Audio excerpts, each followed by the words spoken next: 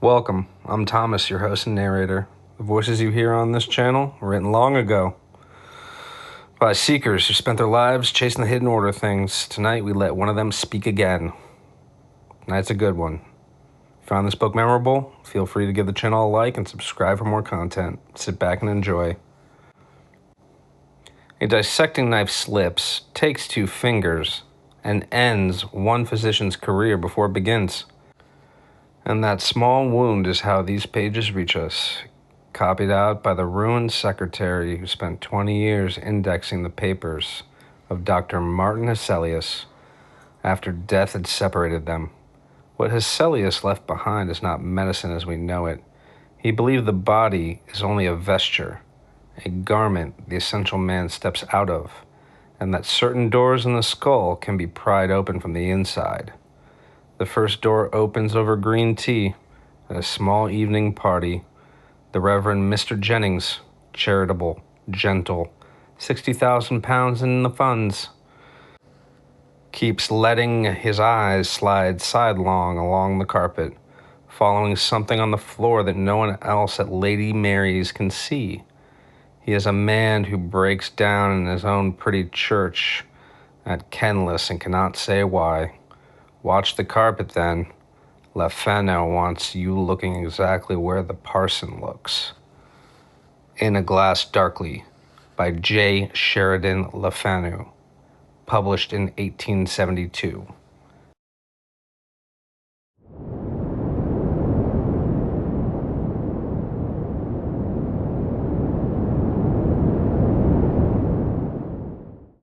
Though carefully educated in medicine and surgery, I have never practiced either. The study of each continues, nevertheless, to interest me profoundly. Neither idleness nor caprice caused my secession from the honorable calling which I had just entered.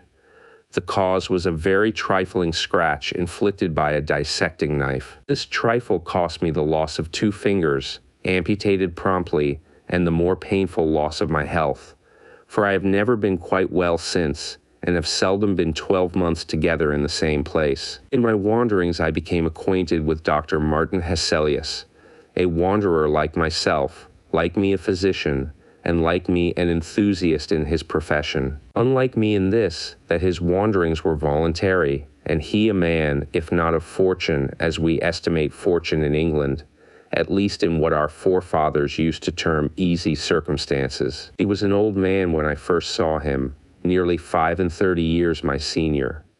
In Dr. Martin HESSELIUS, I found my master. His knowledge was immense. His grasp of a case was an intuition. He was the very man to inspire a young enthusiast like me with awe and delight. My admiration has stood the test of time and survived the separation of death. I am sure it was well founded. For nearly 20 years I acted as his medical secretary. His immense collection of papers he has left in my care, to be arranged, indexed, and bound. His treatment of some of these cases is curious. He writes in 2 distinct characters. He describes what he saw and heard as an intelligent layman might, and when in this style of narrative he had seen the patient either through his own hall door to the light of day, or through the gates of darkness to the caverns of the dead, he returns upon the narrative, and in the terms of his art, and with all the force and originality of genius, proceeds to the work of analysis, diagnosis, and illustration. Here and there a case strikes me as of a kind to amuse or horrify a lay reader with an interest quite different from the peculiar one which it may possess for an expert. With slight modifications, chiefly of language, and of course a change of names, I copy the following. The narrator is Dr. Martin HESSELIUS. I find it among the voluminous notes of cases which he made during a tour in England about 64 years ago. It is related in a series of letters to his friend Professor Van Loo of Leyden. The professor was not a physician, but a chemist, and a man who read history and metaphysics and medicine, and had in his day written a play. The narrative is therefore, if somewhat less valuable as a medical record, necessarily written in a manner more likely to interest an unlearned reader. These letters, from a memorandum attached, appear to have been returned on the death of the professor in 1819 to Dr. HESSELIUS. They are written, some in English, some in French, but the greater part in German. I am a faithful, though I am conscious by no means a graceful translator, and although here and there I omit some passages, and shorten others and disguise names, I have interpolated nothing. HESSELIUS relates how he met the Rev. Mr. Jennings. The Rev. Mr. Jennings is tall and thin. He is middle-aged and dresses with a natty, old-fashioned high church precision. He is naturally a little stately, but not at all stiff. His features, without being handsome, are well-formed, and their expression extremely kind, but also shy. I met him one evening at Lady Mary Hayduke's. The modesty and benevolence of his countenance are extremely prepossessing. We were but a small party, and he joined agreeably enough in the conversation. He seems to enjoy listening very much more than contributing to the talk, but what he says is always to the purpose and well said. He is a great favorite of Lady Mary's, who, it seems, consults him upon many things and thinks him the most happy and blessed person on earth. Little knows she about him. The Rev. Mr. Jennings is a bachelor and has, they say, £60,000 in the funds. He is a charitable man. He is most anxious to be actively employed in his sacred profession, and yet, though always tolerably well elsewhere, when he goes down to his vicarage in Warwickshire to engage in the actual duties of his sacred calling, his health soon fails him, and in a very strange way, so says Lady Mary. There is no doubt that Mr. Jennings' health does break down in generally a sudden and mysterious way, sometimes in the very act of officiating in his old and pretty church at Kenlis. It may be his heart, it may be his brain, but so it has happened 3 or 4 times or ofter that after proceeding a certain way in the service, he has on a sudden stopped short, and after a silence apparently quite unable to resume, he has fallen into solitary, inaudible prayer, his hands and eyes uplifted, and then pale as death, and in the agitation of a strange shame and horror, descended trembling, and got into the vestry room, leaving his congregation without explanation to themselves. This occurred when his curate was absent. When he goes down to Kenlis now, he always takes care to provide a clergyman to share his duty, and to supply his place on the instant should he become thus suddenly incapacitated. When Mr. Jennings breaks down quite and beats a retreat from the vicarage, and returns to London, where in a dark street off Piccadilly he inhabits a very narrow house, Lady Mary says that he is always perfectly well. I have my own opinion about that. There are degrees, of course. We shall see. Mr. Jennings is a perfectly gentlemanlike man. People, however, remark something odd. There is an impression a little ambiguous. One thing which certainly contributes to it, people I think don't remember, or perhaps distinctly remark. But I did almost immediately. Mr. Jennings has a way of looking sidelong upon the carpet, as if his eye followed the movements of something there. This, of course, is not always. It occurs only now and then, but often enough to give a certain oddity, as I have said, to his manner.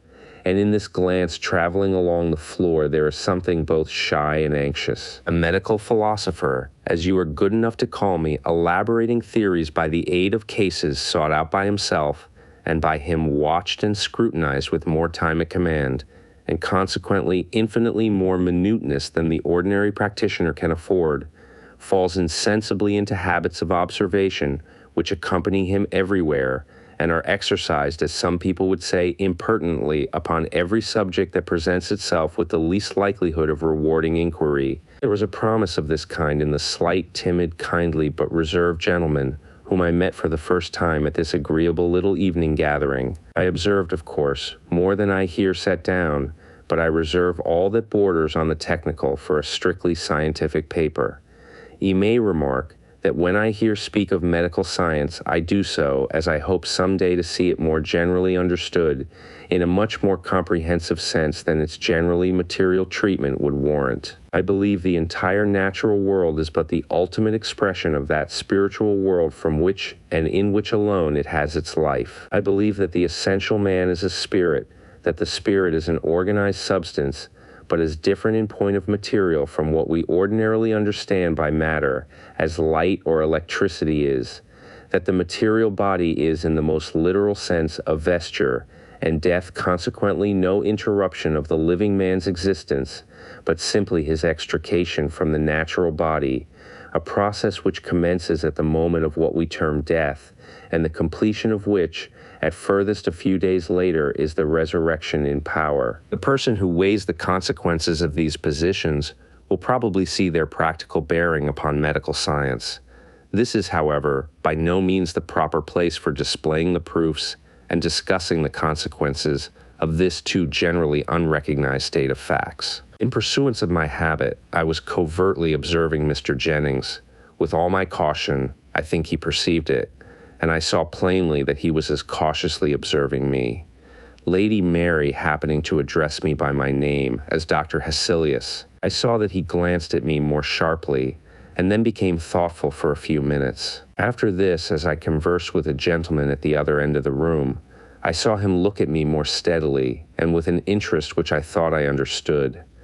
I then saw him take an opportunity of chatting with Lady Mary, and was, as one always is, perfectly aware of being the subject of a distant inquiry and answer. This tall clergyman approached me by and by, and in a little time we had got into conversation. When two people who like reading and know books and places, having traveled, wish to converse, it is very strange if they can't find topics. It was not accident that brought him near me and led him into conversation. He knew German and had read my essays on metaphysical medicine, which suggest more than they actually say. This courteous man, gentle, shy, plainly a man of thought and reading, who moving and talking among us was not altogether of us, and whom I already suspected of leading a life whose transactions and alarms were carefully concealed, with an impenetrable reserve from not only the world but his best beloved friends, was cautiously weighing in his own mind the idea of taking a certain step with regard to me. He penetrated his thoughts without his being aware of it, and was careful to say nothing which could betray to his sensitive vigilance my suspicions respecting his position, or my surmises about his plans respecting myself. We chatted upon indifferent subjects for a time, but at last he said, "I was very much interested by some papers of yours, Dr. HESSELIUS, upon what you term metaphysical medicine. I read them in German 10 or 12 years ago. Have they been translated?" "No, I'm sure they have not. I should have heard. They would have asked my leave, I think. I asked the publishers here a few months ago to get the book for me in the original German, but they tell me it is out of print. So it is and has been for some years. But it flatters me as an author to find that you have not forgotten my little book. Although," I added, laughing, 10 or 12 years is a considerable time to have managed without it. But I suppose you have been turning the subject over again in your mind, or something has happened lately to revive your interest in it." At this remark, accompanied by a glance of inquiry, a sudden embarrassment disturbed Mr. Jennings, analogous to that which makes a young lady blush and look foolish. He dropped his eyes and folded his hands together uneasily and looked oddly, and you would have said guiltily for a moment. I helped him out of his awkwardness in the best way by appearing not to observe it, and going straight on, I said, "Those revivals of interest in a subject happen to me often. One book suggests another, and often sends me back a wild goose chase over an interval of 20 years. But if you still care to possess a copy, I shall be only too happy to provide you. I have still got 2 or 3 by me, and if you allow me to present one, I shall be very much honored." "You are very good indeed," he said, quite at his ease again in a moment. "I almost despaired. I don't know how to thank you." "Pray don't say a word. The thing is really so little worth that I am only ashamed of having offered it. And if you thank me any more, I shall throw it into the fire in a fit of modesty." Mr. Jennings laughed. He inquired where I was staying in London, and after a little more conversation on a variety of subjects, he took his departure. The doctor questions Lady Mary, and she answers. "I like your vicar so much, Lady Mary," said I, so soon as he was gone. "He has read, traveled, and thought, and having also suffered, he ought to be an accomplished companion."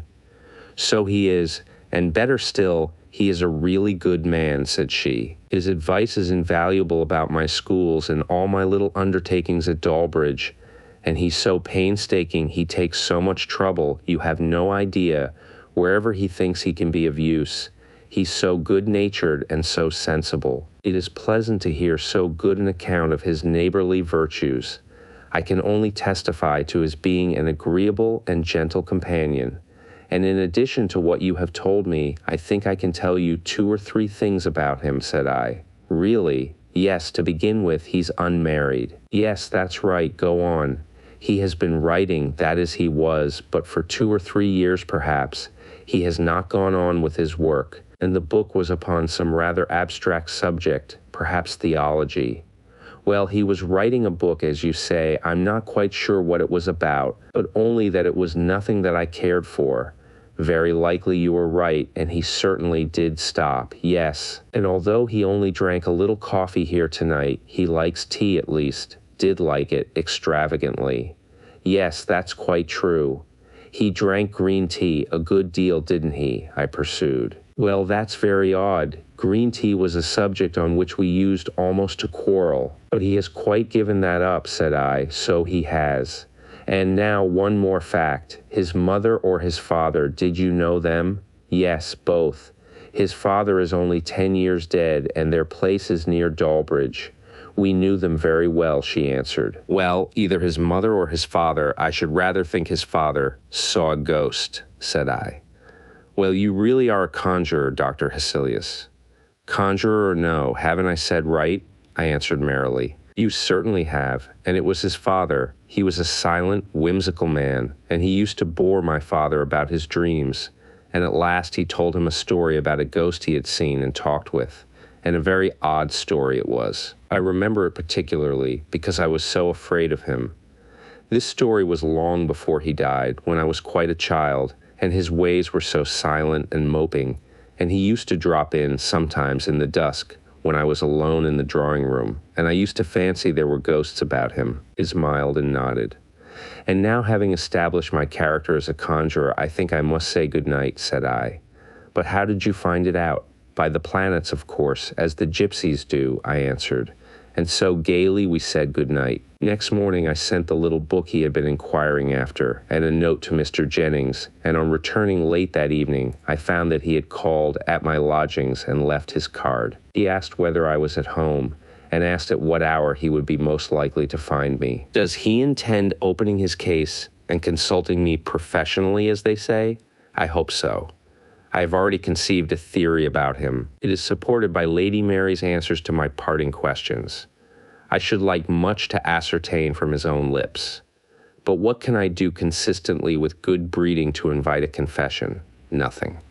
I rather think he meditates one. At all events, my dear Van L., I shan't make myself difficult of access. I mean to return his visit tomorrow. It will be only civil in return for his politeness, to ask to see him. Perhaps something may come of it. Whether much, little, or nothing, my dear Van L., you shall hear. Dr. HESSELIUS picks up something in Latin books. Well, I have called at Blank Street. On inquiring at the door, the servant told me that Mr. Jennings was engaged very particularly with a gentleman, a clergyman from Kenlis, his parish in the country. Intending to reserve my privilege and to call again, I merely intimated that I should try another time and had turned to go, when the servant begged my pardon and asked me, looking at me a little more attentively than well-bred persons of his order usually do, whether I was Dr. HESSELIUS. And, on learning that I was, he said, "Perhaps then, sir, you would allow me to mention it to Mr. Jennings, for I am sure he wishes to see you." The servant returned in a moment with a message from Mr. Jennings, asking me to go into his study, which was in effect his back drawing room, promising to be with me in a very few minutes. This was really a study, almost a library. The room was lofty, with 2 tall, slender windows and rich dark curtains. It was much larger than I had expected, and stored with books on every side, from the floor to the ceiling. The upper carpet, for to my tread it felt that there were 2 or 3, was a Turkey carpet. My steps fell noiselessly.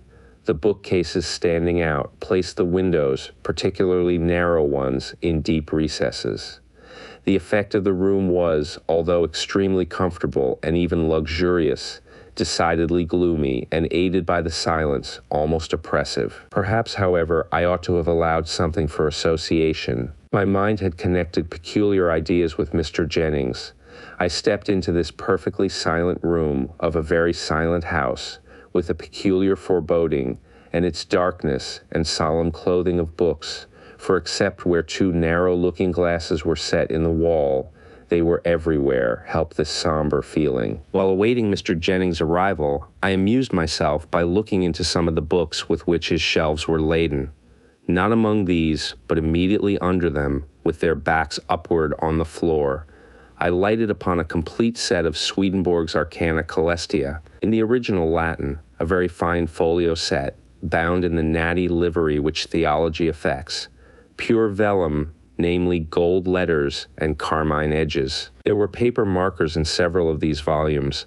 I raised and placed them, one after the other, upon the table, and opening where these papers were placed, I read in the solemn Latin phraseology a series of sentences indicated by a penciled line at the margin. Of these I copy here a few, translating them into English. When man's interior sight is opened, which is that of his spirit, then there appear the things of another life, which cannot possibly be made visible to the bodily sight. By the internal sight it has been granted me to see the things that are in the other life, more clearly than I see those that are in the world. From these considerations, it is evident that external vision exists from interior vision, and this from a vision still more interior, and so on. There are with every man at least two evil spirits. With wicked genii there is also a fluent speech, but harsh and grating.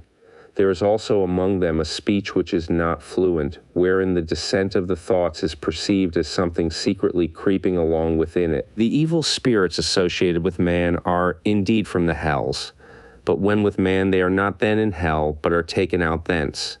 The place where they then are is in the midst between heaven and hell, and is called the world of spirits.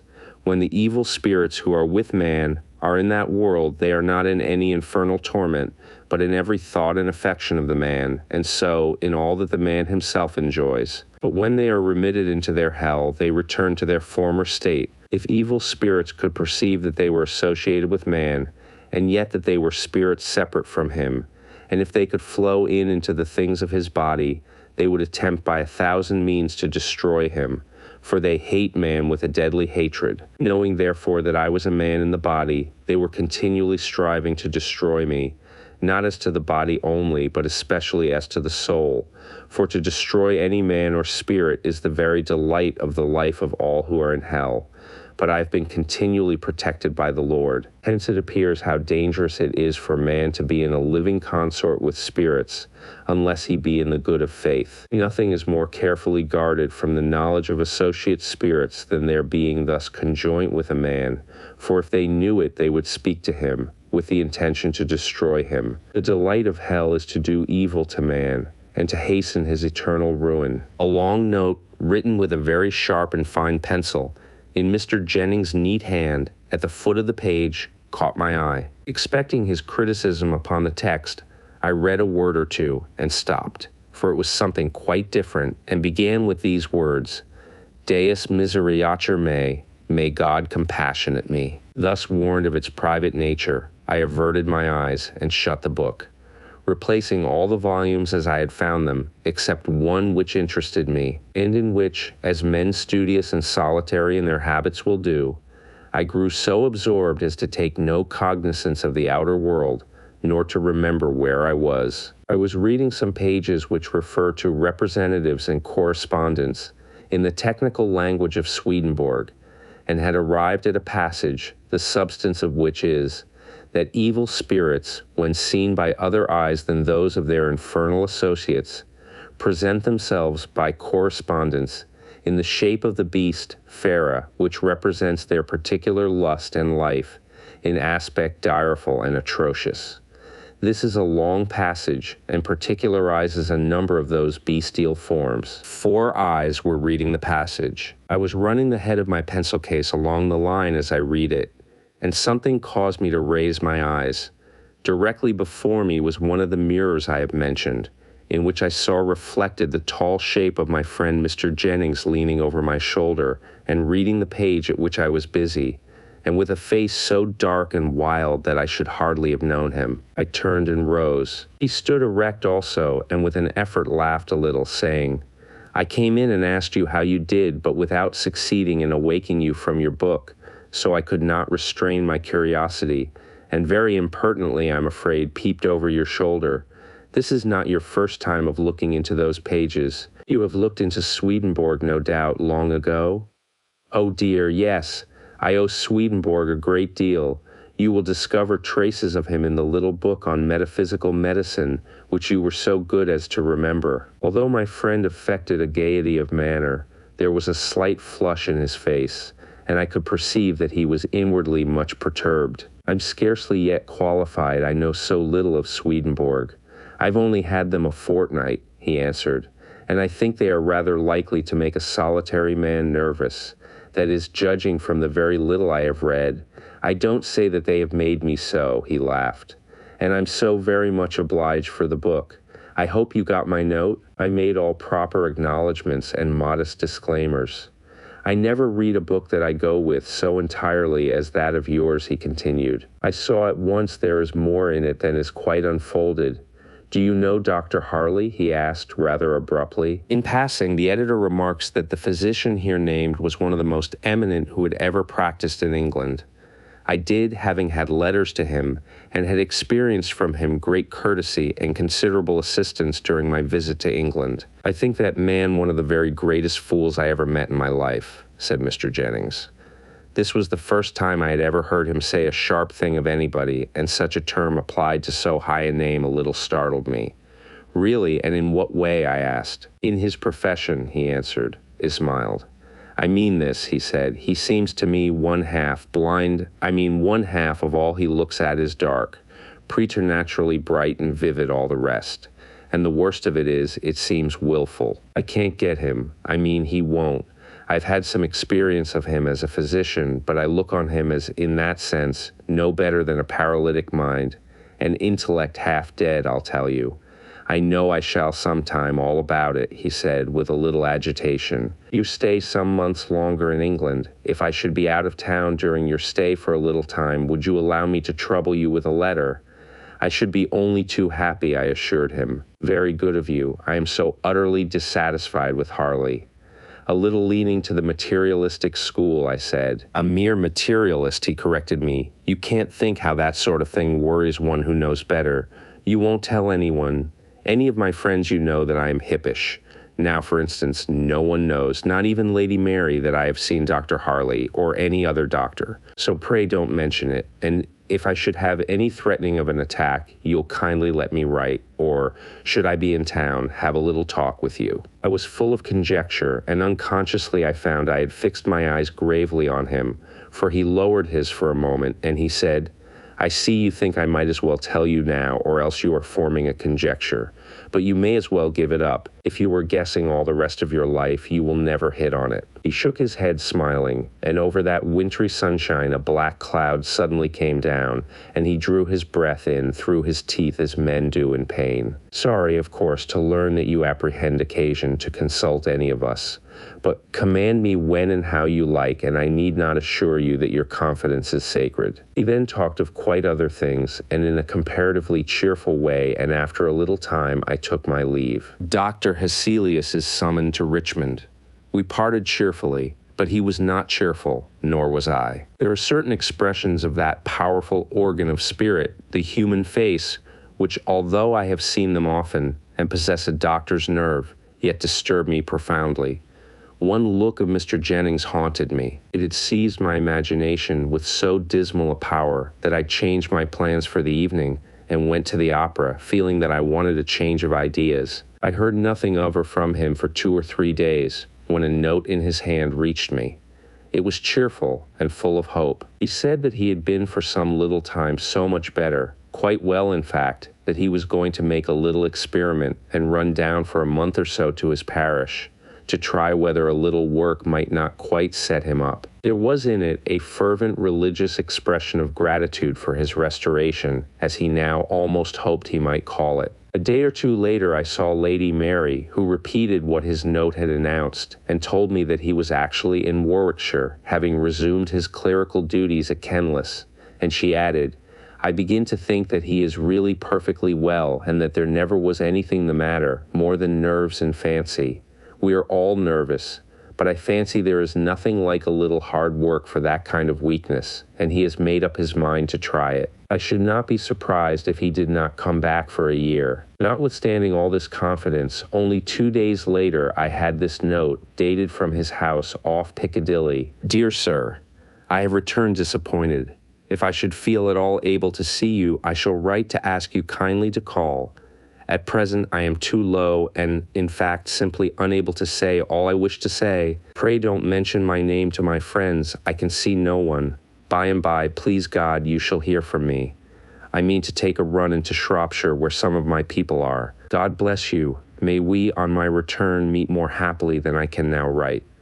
About a week after this, I saw Lady Mary at her own house. The last person, she said, left in town, and just on the wing for Brighton, for the London season was quite over. She told me that she had heard from Mr. Jennings' niece, Martha, in Shropshire. There was nothing to be gathered from her letter, more than that he was low and nervous. In those words, of which healthy people think so lightly, what a world of suffering is sometimes hidden. Nearly 5 weeks passed without any further news of Mr. Jennings. At the end of that time, I received a note from him. He wrote, I have been in the country and have had change of air, change of scene, change of faces, change of everything and in everything but myself. I have made up my mind, so far as the most irresolute creature on earth can do it, to tell my case fully to you. If your engagements will permit, pray come to me today, tomorrow, or the next day, but pray defer as little as possible. You know not how much I need help. I have a quiet house at Richmond where I now am. Perhaps you can manage to come to dinner, or to luncheon, or even to tea. You shall have no trouble in finding me out. The servant at Blank Street, who takes this note, will have a carriage at your door at any hour you please, and I am always to be found. You will say that I ought not to be alone. I have tried everything. Come and see. I called up the servant and decided on going out the same evening, which accordingly I did. He would have been much better in a lodging house or hotel, I thought, as I drove up through a short double row of somber elms to a very old-fashioned brick house, darkened by the foliage of these trees which overtopped and nearly surrounded it. It was a perverse choice, for nothing could be imagined more triste and silent. The house, I found, belonged to him. He had stayed for a day or two in town, and, finding it for some cause insupportable, had come out here.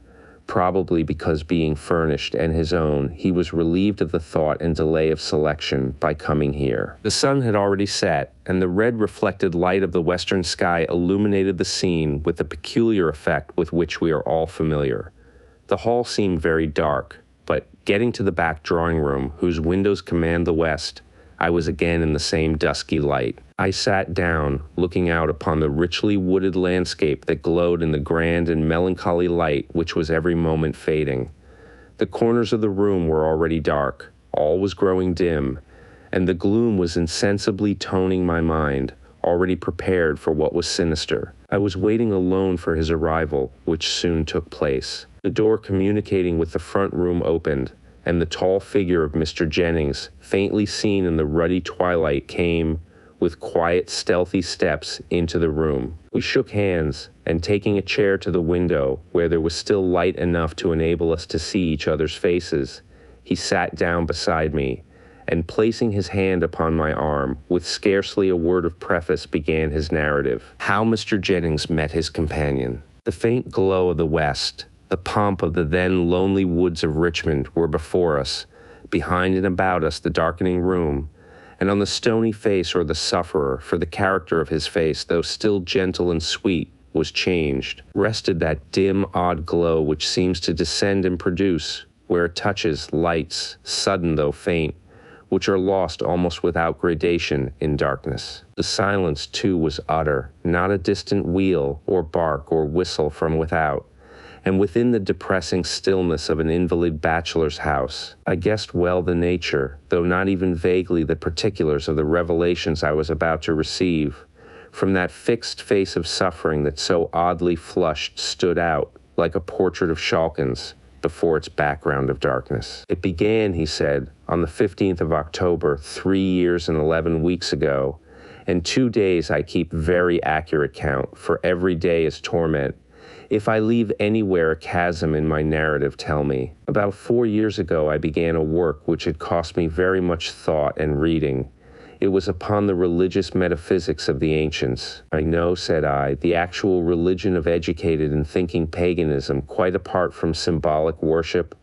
A wide and very interesting field, yes, but not good for the mind, the Christian mind, I mean.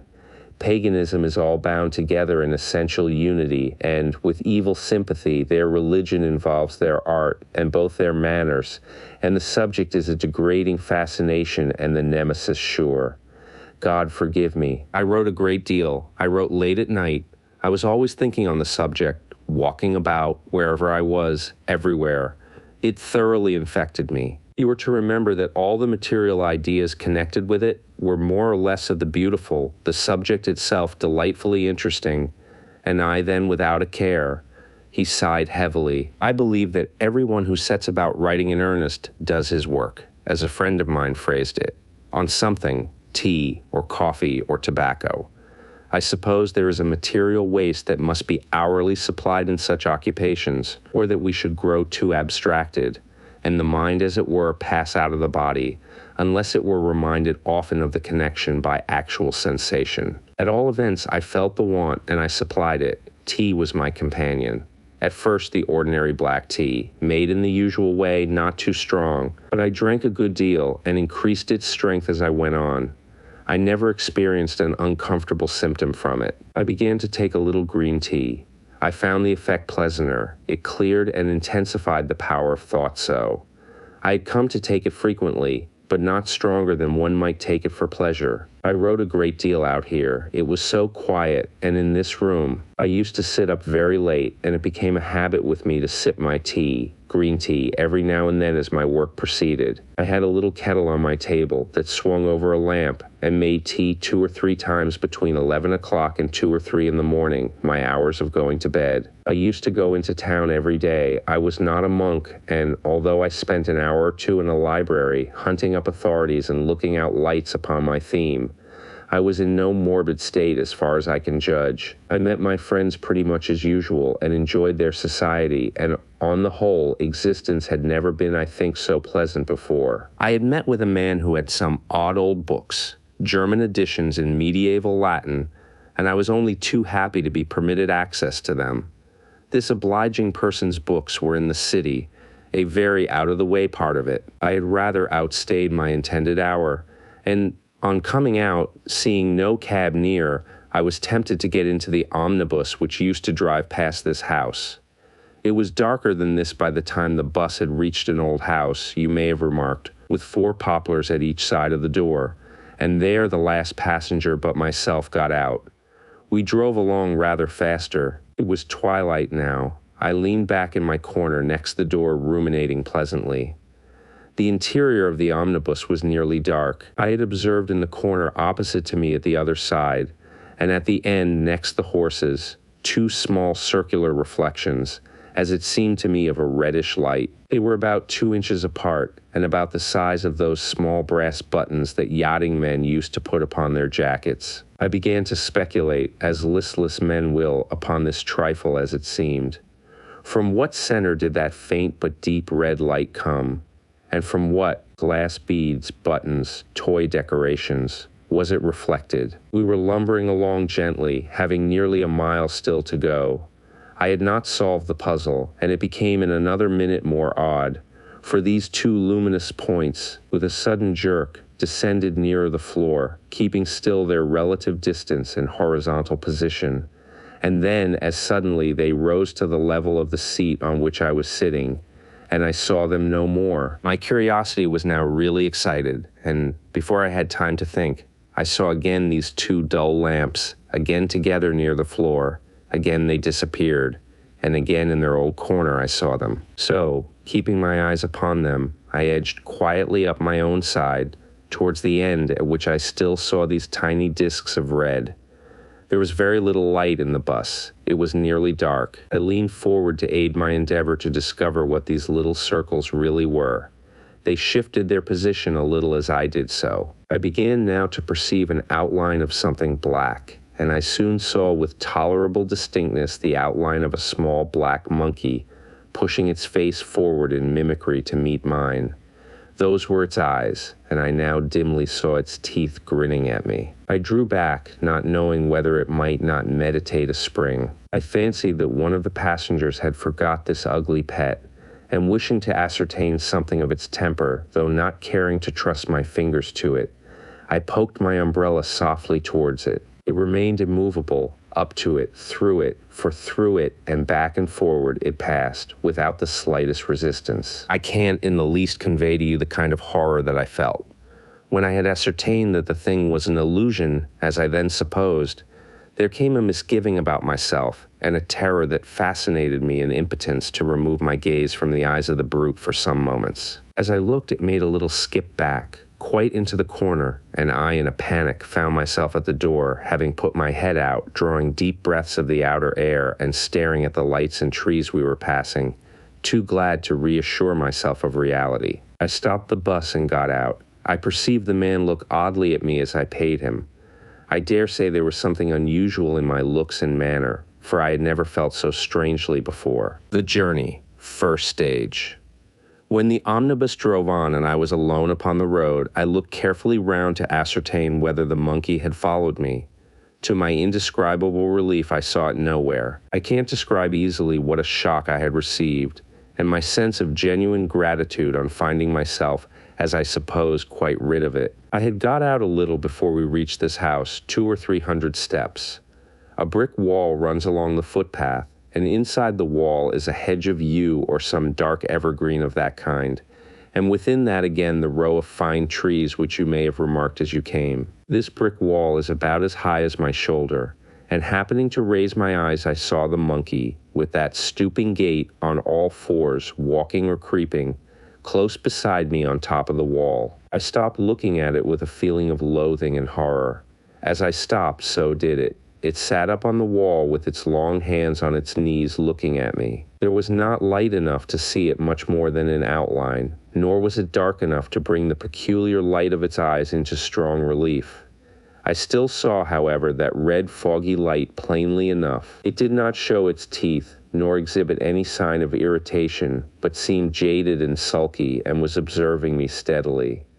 I drew back into the middle of the road. It was an unconscious recoil, and there I stood, still looking at it. It did not move. With an instinctive determination to try something, anything, I turned about and walked briskly towards town with a scant look, all the time watching the movements of the beast. It crept swiftly along the wall at exactly my pace. Where the wall ends, near the turn of the road, it came down and with a wiry spring or two brought itself close to my feet and continued to keep up with me as I quickened my pace. It was at my left side, so close to my leg that I felt every moment as if I should tread upon it. The road was quite deserted and silent, and it was darker every moment. I stopped dismayed and bewildered, turning as I did so the other way, towards this house, away from which I had been walking. When I stood still, the monkey drew back to a distance of, I suppose, about 5 or 6 yards, and remained stationary, watching me. I had been more agitated than I have said. I had read, of course, as everyone has, something about spectral illusions, as you physicians term the phenomena of such cases. I considered my situation and looked my misfortune in the face. These affections, I had read, are sometimes transitory and sometimes obstinate. I had read of cases in which the appearance, at first harmless, had, step by step, degenerated into something direful and insupportable, and ended by wearing its victim out. Still as I stood there, but for my bestial companion, quite alone, I tried to comfort myself by repeating again and again the assurance, the thing is purely disease, a well-known physical affection, as distinctly as smallpox or neuralgia. Doctors are all agreed on that. Philosophy demonstrates it. I must not be a fool. I've been sitting up too late, and I dare say my digestion is quite wrong. And with God's help, I shall be all right, and this is but a symptom of nervous dyspepsia. Did I believe all this? Not one word of it, no more than any other miserable being ever did who was once seized and riveted in this satanic captivity.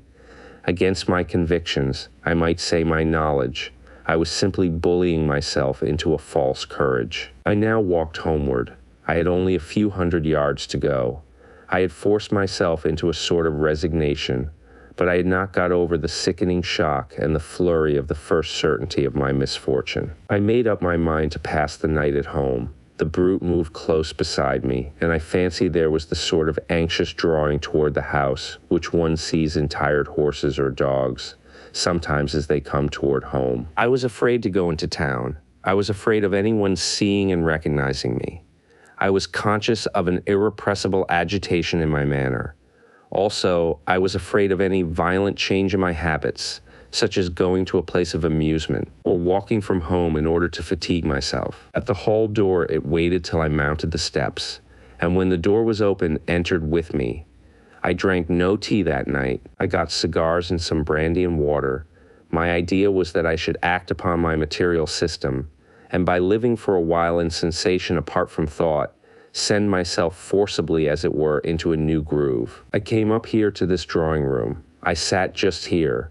The monkey then got upon a small table that then stood there. It looked dazed and languid. An irrepressible uneasiness as to its movements kept my eyes always upon it. Its eyes were half closed, but I could see them glow. It was looking steadily at me.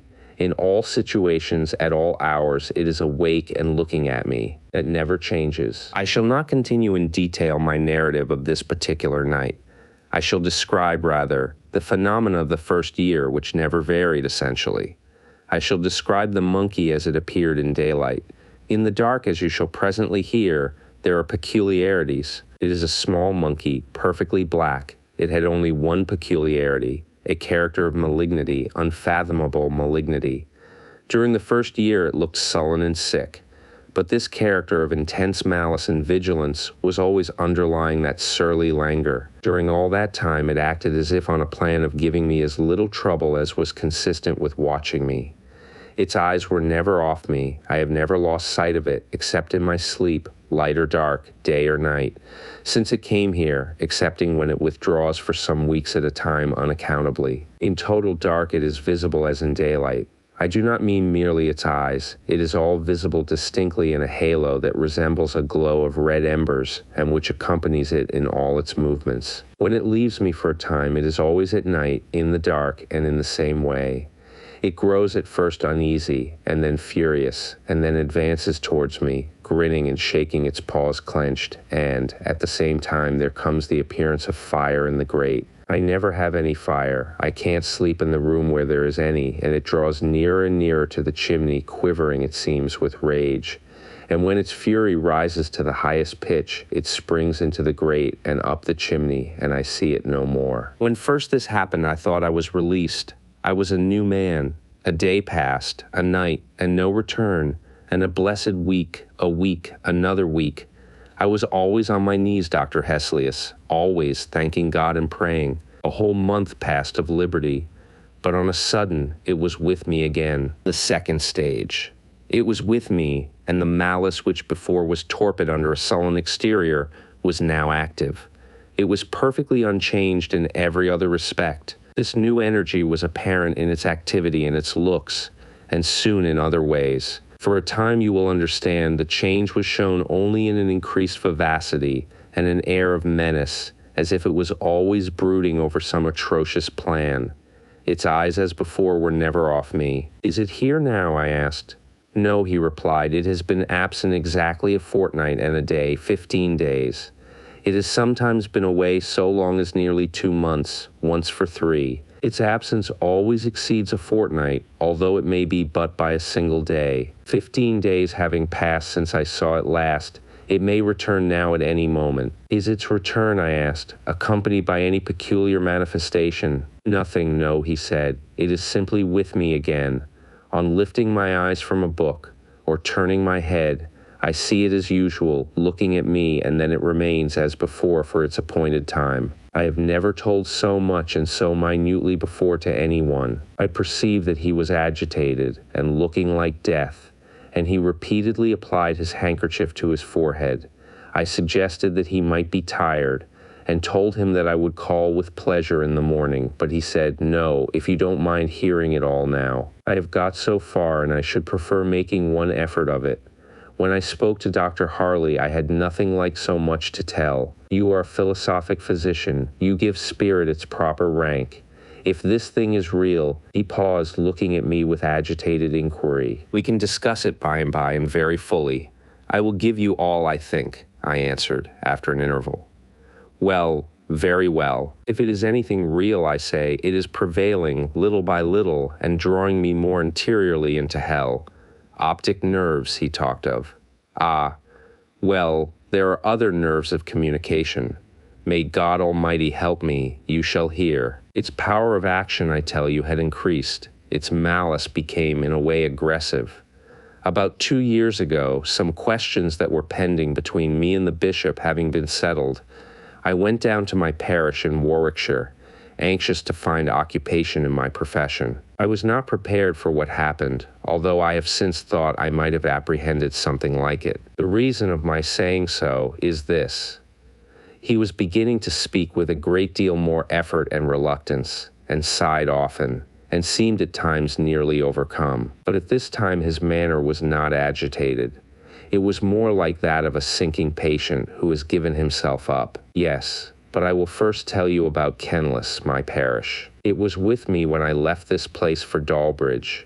It was my silent traveling companion, and it remained with me at the vicarage. When I entered on the discharge of my duties, another change took place.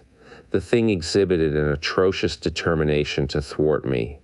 It was with me in the church, in the reading desk, in the pulpit, within the communion rails. At last it reached this extremity, that while I was reading to the congregation, it would spring upon the open book and squat there, so that I was unable to see the page. This happened more than once. I left Dalbridge for a time. I placed myself in Dr. Harley's hands. I did everything he told me. He gave my case a great deal of thought. It interested him, I think. He seemed successful. For nearly 3 months I was perfectly free from a return. I began to think I was safe. With his full assent, I returned to Dalbridge. I traveled in a chaise. I was in good spirits. I was happy and grateful. I was returning, as I thought delivered from a dreadful hallucination, to the scene of duties which I longed to enter upon. It was a beautiful sunny evening. Everything looked serene and cheerful, and I was delighted. I remember looking out of the window to see the spire of my church at Kenlis among the trees, at the point where one has the earliest view of it. It is exactly where the little stream that bounds the parish passes under the road by a culvert, and where it emerges at the roadside. A stone with an old inscription is placed. As we passed this point, I drew my head in and sat down, and in the corner of the chaise was the monkey. For a moment I felt faint, and then quite wild with despair and horror. I called to the driver, and got out, and sat down at the roadside, and prayed to God silently for mercy. A despairing resignation supervened. My companion was with me as I re-entered the vicarage. The same persecution followed. After a short struggle I submitted, and soon I left the place. "I told you," he said, "that the beast has before this become in certain ways aggressive. I will explain a little. It seemed to be actuated by intense and increasing fury whenever I said my prayers, or even meditated prayer. It amounted at last to a dreadful interruption. You will ask, how could a silent, immaterial phantom affect that? It was thus whenever I meditated praying, it was always before me and nearer. It used to spring on a table, on the back of a chair, on the chimney piece, and slowly to swing itself from side to side, looking at me all the time. There is in its motion an indefinable power to dissipate thought, and to contract one's attention to that monotony, till the ideas shrink, as it were, to a point, and at last to nothing. And unless I had started up and shook off the catalepsy, I have felt as if my mind were on the point of losing itself. There are other ways," he sighed heavily. "Thus, for instance, while I pray with my eyes closed, it comes closer and closer, and I see it. I know it is not to be accounted for physically, but I do actually see it, though my lids are closed, and so it rocks my mind, as it were, and overpowers me, and I am obliged to rise from my knees. If you had ever yourself known this, you would be acquainted with desperation. The third stage. I see, Dr. HESSELIUS, that you don't lose one word of my statement. I need not ask you to listen specially to what I am now going to tell you. They talk of the optic nerves and of spectral illusions, as if the organ of sight was the only point assailable by the influences that have fastened upon me. I know better. For 2 years in my direful case that limitation prevailed. But as food is taken in softly at the lips and then brought under the teeth, as the tip of the little finger caught in a milk crank will draw in the hand and the arm and the whole body, so the miserable mortal who has been once caught firmly by the end of the finest fiber of his nerve is drawn in and in by the enormous machinery of hell until he is as I am. Yes, doctor, as I am, for while I talk to you and implore relief, I feel that my prayer is for the impossible and my pleading with the inexorable. He endeavored to calm his visibly increasing agitation and told him that he must not despair. While we talked, the night had overtaken us. The filmy moonlight was wide over the scene which the window commanded, and I said, "Perhaps you would prefer having candles. This light, you know, is odd. I should wish you as much as possible under your usual conditions while I make my diagnosis, shall I call it? Otherwise, I don't care. All lights are the same to me," he said, "except when I read or write. I care not if night were perpetual. I am going to tell you what happened about a year ago. The thing began to speak to me. Speak, how do you mean? Speak as a man does, do you mean? Yes, speak in words and consecutive sentences, with perfect coherence and articulation. But there is a peculiarity. It is not like the tone of a human voice. It is not by my ears it reaches me. It comes like a singing through my head. This faculty, the power of speaking to me, will be my undoing. It won't let me pray. It interrupts me with dreadful blasphemies. I dare not go on. I could not. Oh, doctor, can the skill and thought and prayers of man avail me nothing? You must promise me, my dear sir, not to trouble yourself with unnecessarily exciting thoughts. Confine yourself strictly to the narrative of facts, and recollect, above all, that even if the thing that infests you be, as you seem to suppose, a reality with an actual independent life and will, yet it can have no power to hurt you, unless it be given from above. Its access to your senses depends mainly upon your physical condition. This is, under God, your comfort and reliance. We are all alike environed. It is only that in your case the paries, the veil of the flesh, the screen, is a little out of repair, and sights and sounds are transmitted. We must enter on a new course, sir. Be encouraged. I'll give tonight to the careful consideration of the whole case. You are very good, sir. You think it worth trying. You don't give me quite up. But, sir, you don't know. It is gaining such an influence over me. It orders me about. It is such a tyrant, and I'm growing so helpless. May God deliver me. It orders you about. Of course you mean by speech. Yes, yes. It is always urging me to crimes, to injure others or myself. You see, doctor, the situation is urgent. It is indeed. When I was in Shropshire a few weeks ago, Mr. Jennings was speaking rapidly and trembling now, holding my arm with one hand and looking in my face. I went out one day with a party of friends for a walk. My persecutor, I tell you, was with me at the time. I lagged behind the rest. The country near the Dee, you know, is beautiful. Our path happened to lie near a coal mine, and at the verge of the wood is a perpendicular shaft, they say, 150 feet deep. My niece had remained behind with me. She knows, of course, nothing of the nature of my sufferings. She knew, however, that I had been ill and was low, and she remained to prevent my being quite alone. As we loitered slowly on together, the brute that accompanied me was urging me to throw myself down the shaft. I tell you now, oh, sir, think of it. The one consideration that saved me from that hideous death was the fear lest the shock of witnessing the occurrence should be too much for the poor girl. I asked her to go on and take her walk with her friends, saying that I could go no further. She made excuses, and the more I urged her, the firmer she became. She looked doubtful and frightened. I suppose there was something in my looks or manner that alarmed her. But she would not go, and that literally saved me. You had no idea, sir, that a living man could be made so abject a slave of Satan, he said, with a ghastly groan and a shudder. There was a pause here, and I said, you were preserved nevertheless. It was the act of God. You were in his hands and in the power of no other being. Be therefore confident for the future. Home. I made him have candles lighted, and saw the room looking cheery and inhabited before I left him.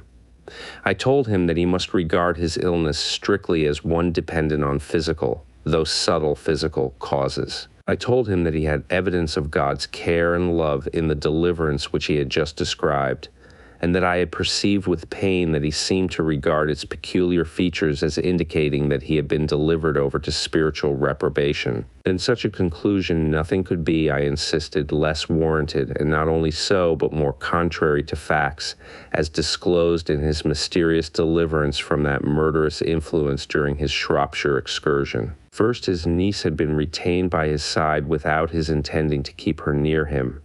And secondly, there had been infused into his mind an irresistible repugnance to execute the dreadful suggestion in her presence. As I reasoned this point with him, Mr. Jennings wept. He seemed comforted. One promise I exacted, which was that should the monkey at any time return, I should be sent for immediately, and repeating my assurance that I would give neither time nor thought to any other subject until I had thoroughly investigated his case, and that tomorrow he should hear the result, I took my leave. Before getting into the carriage, I told the servant that his master was far from well, and that he should make a point of frequently looking into his room. My own arrangements I made with a view to being quite secure from interruption, and merely called at my lodgings, and with a traveling desk and carpet bag, set off in a hackney carriage for an inn about 2 miles out of town called the Horns, a very quiet and comfortable house with good thick walls. And there I resolved, without the possibility of intrusion or distraction, to devote some hours of the night in my comfortable sitting room to Mr. Jennings' case, and so much of the morning as it might require. There occurs here a careful note of Dr. HESSELIUS's opinion upon the case and of the habits,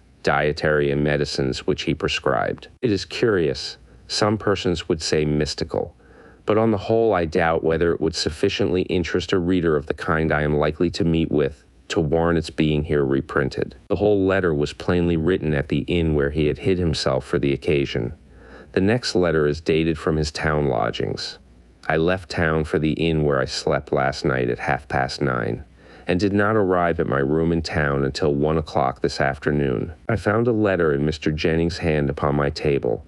It had not come by post, and on inquiry I learned that Mr. Jennings' servant had brought it, and on learning that I was not to return until today and that no one could tell him my address, he seemed very uncomfortable, and said that his orders from his master were that he was not to return without an answer. I opened the letter and read, "Dear Dr. HESSELIUS, it is here. You had not been an hour gone when it returned. It is speaking. It knows all that has happened. It knows everything. It knows you, and is frantic and atrocious. It reviles. I send you this. It knows every word I have written. I write. This I promised, and I therefore write, but I fear very confused, very incoherently.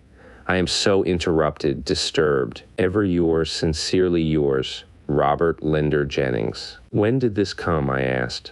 "About 11 last night. The man was here again, and has been here 3 times today. The last time is about an hour since." Thus answered, and with the notes I had made upon his case in my pocket, I was in a few minutes driving towards Richmond to see Mr. Jennings. I by no means, as you perceive, despaired of Mr. Jennings' case. He had himself remembered and applied, though quite in a mistaken way, the principle which I lay down in my metaphysical medicine, and which governs all such cases. I was about to apply it in earnest. I was profoundly interested, and very anxious to see and examine him while the enemy was actually present. I drove up to the somber house, and ran up the steps and knocked. The door in a little time was opened by a tall woman in black silk. She looked ill, and as if she had been crying. She curtsied and heard my question, but she did not answer. She turned her face away, extending her hand towards 2 men who were coming downstairs, and thus having, as it were, tacitly made me over to them, she passed through a side door hastily and shut it. The man who was nearest the hall I at once accosted, but being now close to him, I was shocked to see that both his hands were covered with blood. I drew back a little, and the man passing downstairs merely said in a low tone, "Here's the servant, sir." The servant had stopped on the stairs, confounded and dumb at seeing me. He was rubbing his hands in a handkerchief, and it was steeped in blood. "Jones, what is it? What has happened?" I asked, while a sickening suspicion overpowered me. The man asked me to come up to the lobby. I was beside him in a moment, and frowning and pallid, with contracted eyes, he told me the horror which I already half guessed. His master had made away with himself. I went upstairs with him to the room. What I saw there I won't tell you. He had cut his throat with his razor. It was a frightful gash. The two men had laid him on the bed and composed his limbs. It had happened as the immense pool of blood on the floor declared, at some distance between the bed and the window. There was carpet round his bed, and a carpet under his dressing table, but none on the rest of the floor, for the man said he did not like a carpet on his bedroom. In this somber and now terrible room, one of the great elms that darkened the house was slowly moving the shadow of one of its great boughs upon this dreadful floor. I beckoned to the servant, and we went downstairs together. I turned off the hall into an old-fashioned paneled room, and there standing I heard all the servant had to tell. It was not a great deal. "I concluded, sir, from your words and looks, sir, as you left last night, that you thought my master seriously ill. I thought it might be that you were afraid of a fit or something. So I attended very close to your directions." He sat up late till past 3 o'clock. He was not writing or reading. He was talking a great deal to himself, but that was nothing unusual. At about that hour I assisted him to undress, and left him in his slippers and dressing gown. I went back softly in about half an hour. He was in his bed, quite undressed, and a pair of candles lighted on the table beside his bed. He was leaning on his elbow and looking out at the other side of the bed when I came in. I asked him if he wanted anything, and he said no. I don't know whether it was what you said to me, sir, or something a little unusual about him, but I was uneasy, uncommon uneasy about him last night. In another half hour, or it might be a little more, I went up again. I did not hear him talking as before. I opened the door a little. The candles were both out, which was not usual. I had a bedroom candle, and I let the light in a little bit, looking softly round. I saw him sitting in that chair beside the dressing table with his clothes on again. He turned round and looked at me. I thought it strange he should get up and dress, and put out the candles to sit in the dark that way, but I only asked him again if I could do anything for him. He said no, rather sharp, I thought. I asked if I might light the candles, and he said, "Do as you like, Jones." So I lighted them, and I lingered about the room, and he said, "Tell me truth, Jones. Why did you come again? You did not hear anyone cursing." "No, sir," I said, wondering what he could mean. "No," said he after me. "Of course no." And I said to him, "Wouldn't it be well, sir, you went to bed, it's just 5 o'clock.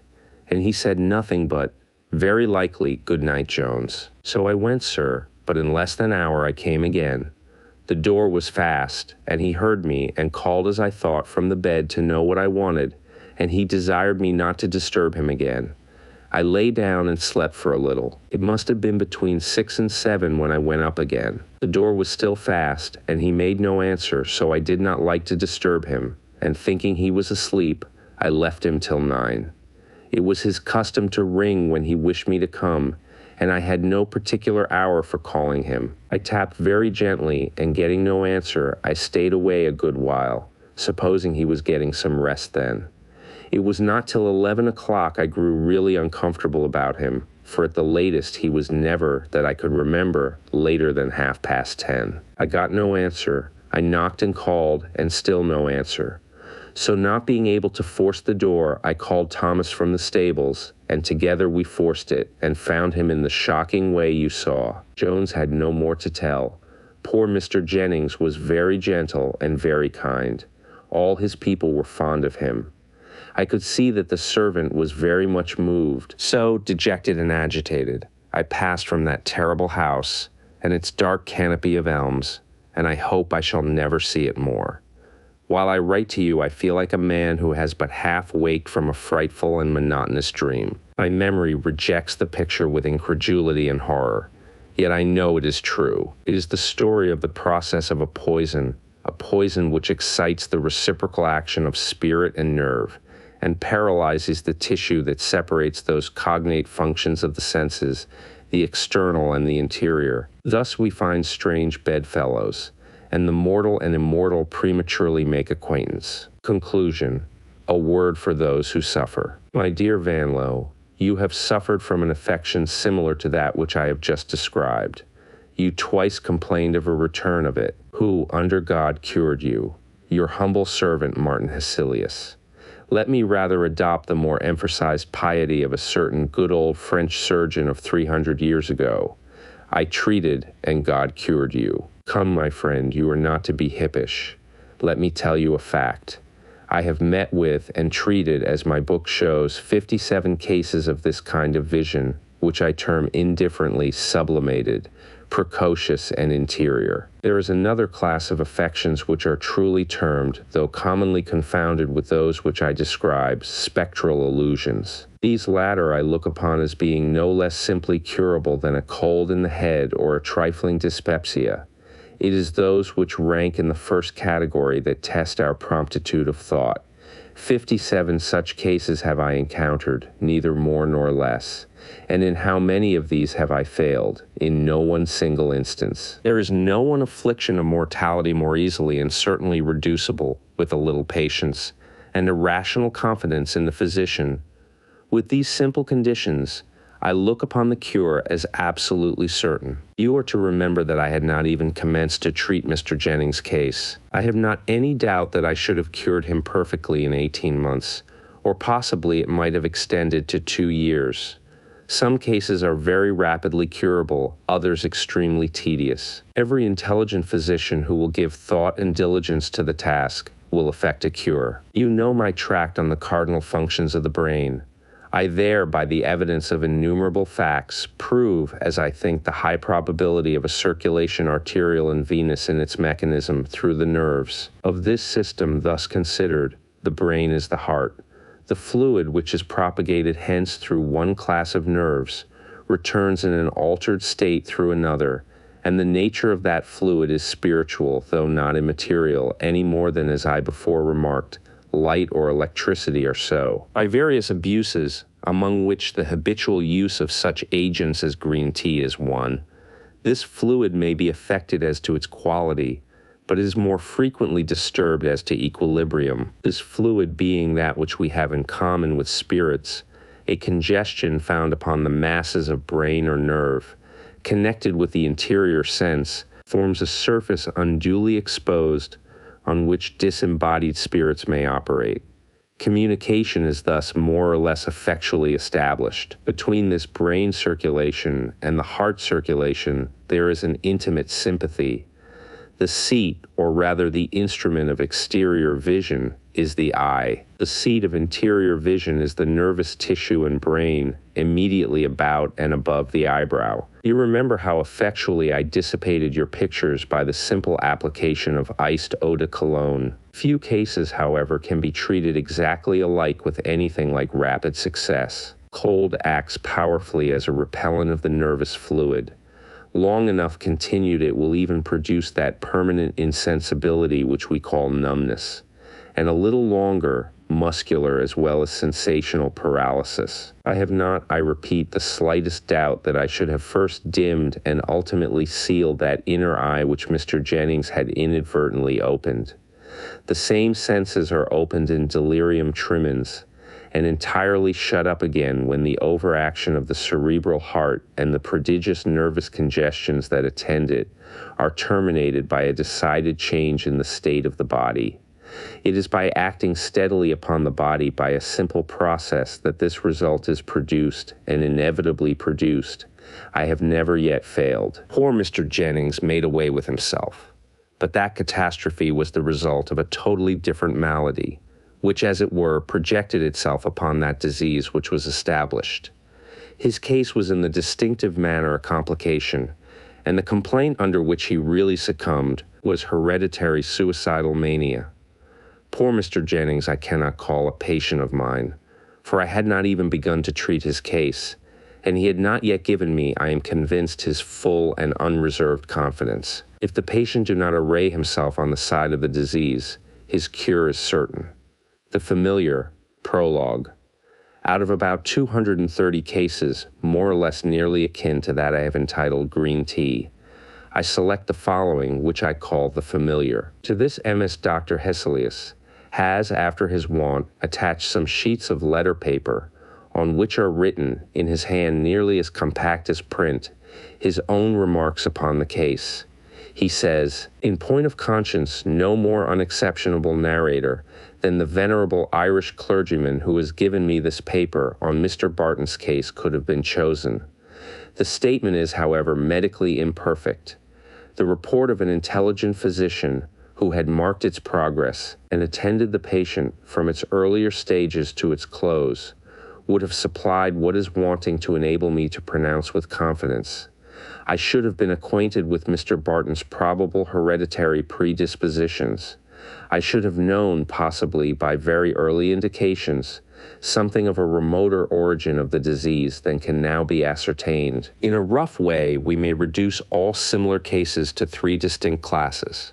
They are founded on the primary distinction between the subjective and the objective. Of those whose senses are alleged to be subject to supernatural impressions, some are simply visionaries, and propagate the illusions of which they complain from diseased brain or nerves. Others are unquestionably infested by, as we term them, spiritual agencies, exterior to themselves. Others, again, owe their sufferings to a mixed condition.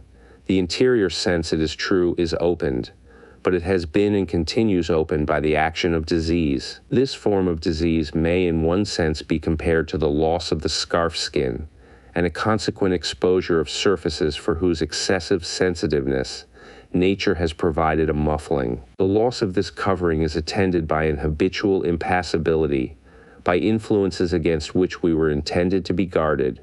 But in the case of the brain and the nerves immediately connected with its functions and its sensuous impressions, the cerebral circulation undergoes periodically that vibratory disturbance, which I believe I have satisfactorily examined and demonstrated in my MS.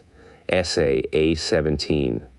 This vibratory disturbance differs, as I there prove, essentially from the congestive disturbance, the phenomena of which are examined in A19. It is, when excessive, invariably accompanied by illusions. Had I seen Mr. Barton and examined him upon the points in his case which need elucidation, I should have without difficulty referred those phenomena to their proper disease. My diagnosis is now necessarily conjectural, thus writes Dr. HESSELIUS, and adds a great deal which is of interest only to a scientific physician. The narrative of the Rev. Thomas Herbert, which furnishes all that is known of the case, will be found in the chapters that follow. Footsteps. I was a young man at the time, and intimately acquainted with some of the actors in this strange tale. The impression which its incidents made on me, therefore, were deep and lasting. I shall now endeavor with precision to relate them all, combining, of course, in the narrative, whatever I have learned from various sources, tending, however, imperfectly to illuminate the darkness which involves its progress and termination. Somewhere about the year 1794, the younger brother of a certain baronet, whom I shall call Sir James Barton, returned to Dublin.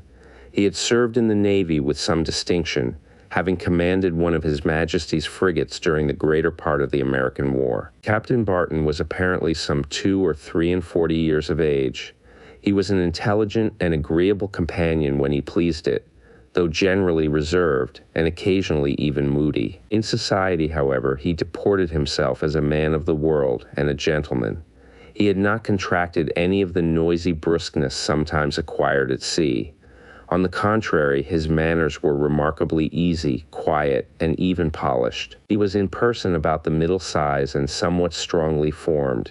His countenance was marked with the lines of thought, and on the whole wore an expression of gravity and melancholy, being, however, as I have said, a man of perfect breeding as well as of good family. And in affluent circumstances he had, of course, ready access to the best society of Dublin, without the necessity of any other credentials. In his personal habits, Mr. Barton was unexpensive. He occupied lodgings in one of the then fashionable streets in the south side of the town, kept but one horse and one servant, and though a reputed freethinker, yet lived an orderly and moral life, indulging neither in gaming, drinking, nor any other vicious pursuit, living very much to himself, without forming intimacies or choosing any companions, and appearing to mix in gay society rather for the sake of its bustle and distraction than for any opportunities it offered of interchanging thought or feeling with its votaries. Barton was therefore pronounced a saving, prudent, unsocial sort of fellow,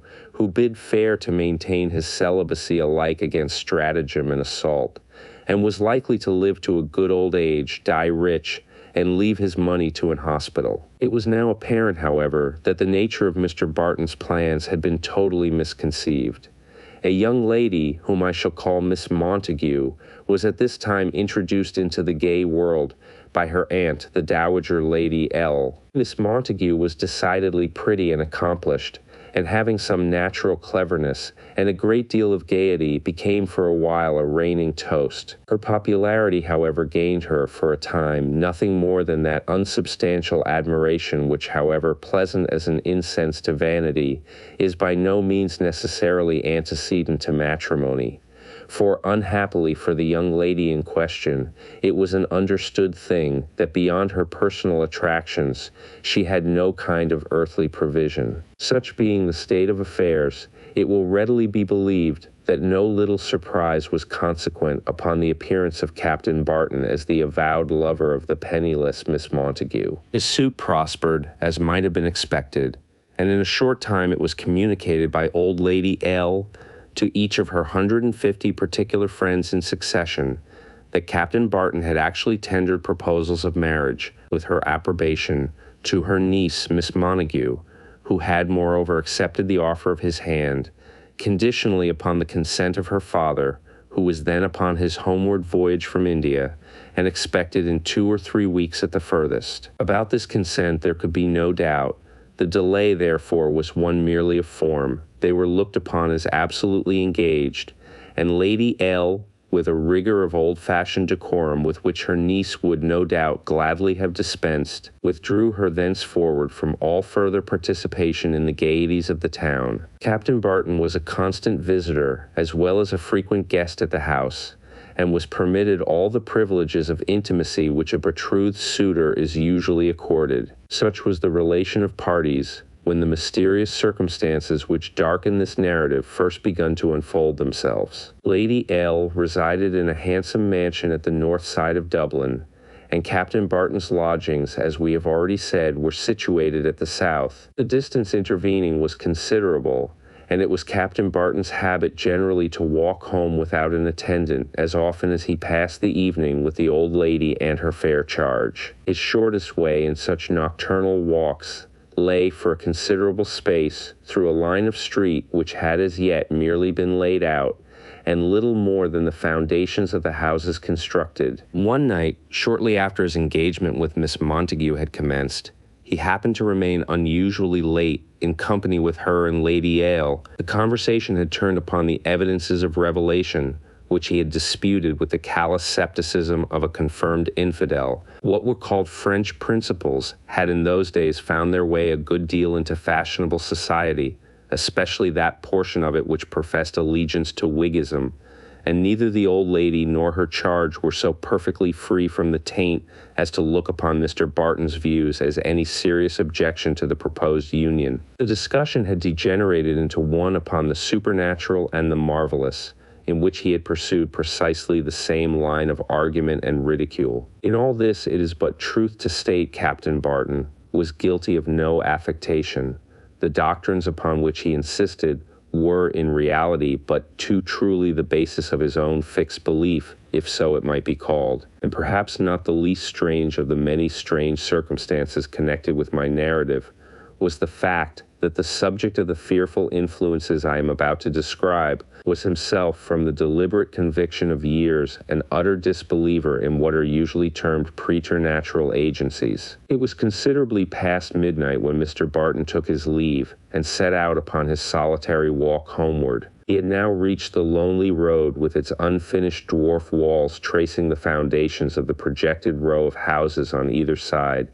The moon was shining mistily, and its imperfect light made the road he trod but additionally dreary.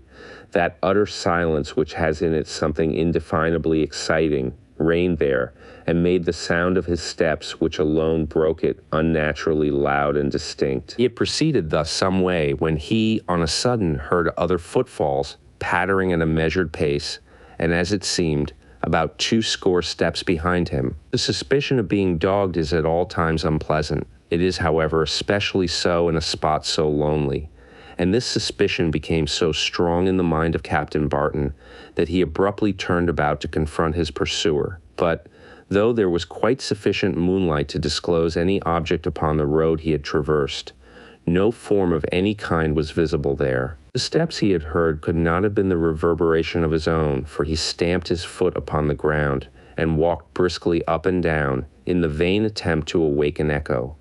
Though by no means a fanciful person, therefore he was at last fain to charge the sounds upon his imagination, and treat them as an illusion. Thus satisfying himself, he resumed his walk, and before he had proceeded a dozen paces, the mysterious footfall was again audible from behind, and this time, as if with the special design of showing that the sounds were not the responses of an echo, the steps sometimes slackened nearly to a halt, and sometimes hurried for 6 or 8 strides to a run, and again abated to a walk. Captain Barton, as before, turned suddenly round, and with the same result.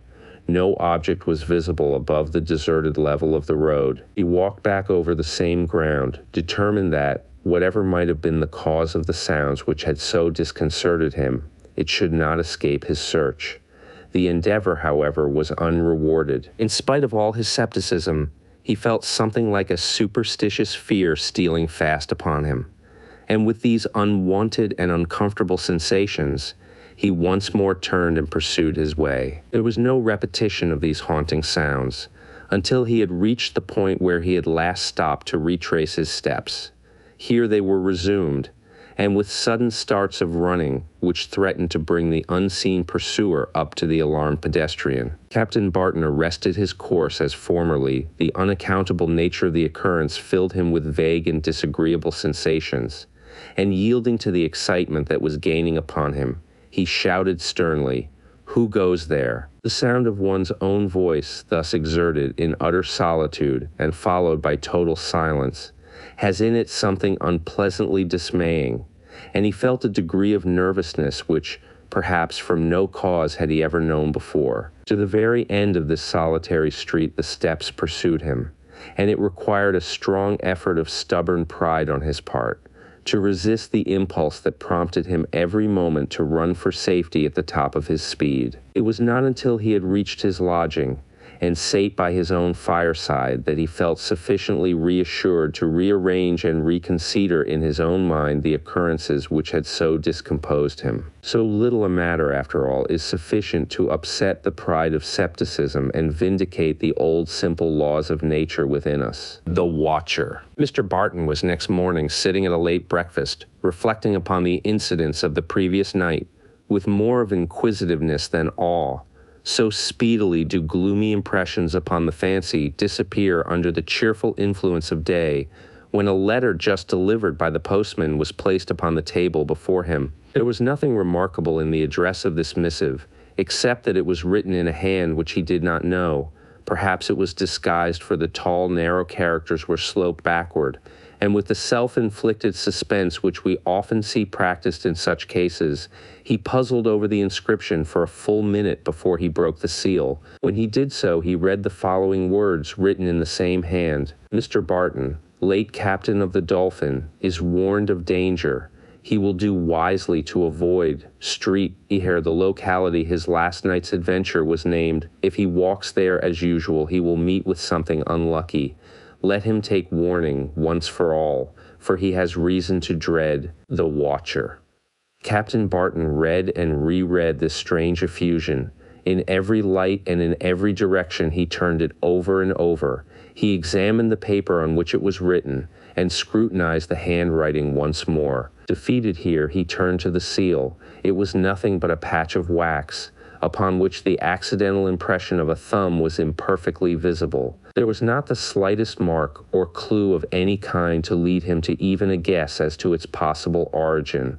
The writer's object seemed a friendly one, and yet he subscribed himself as one whom he had reason to dread. Altogether, the letter, its author, and its real purpose were to him an inexplicable puzzle, and one, moreover, unpleasantly suggestive in his mind of other associations connected with his last night's adventure. In obedience to some feeling, perhaps of pride, Mr. Barton did not communicate, even to his intended bride, the occurrences which I have just detailed.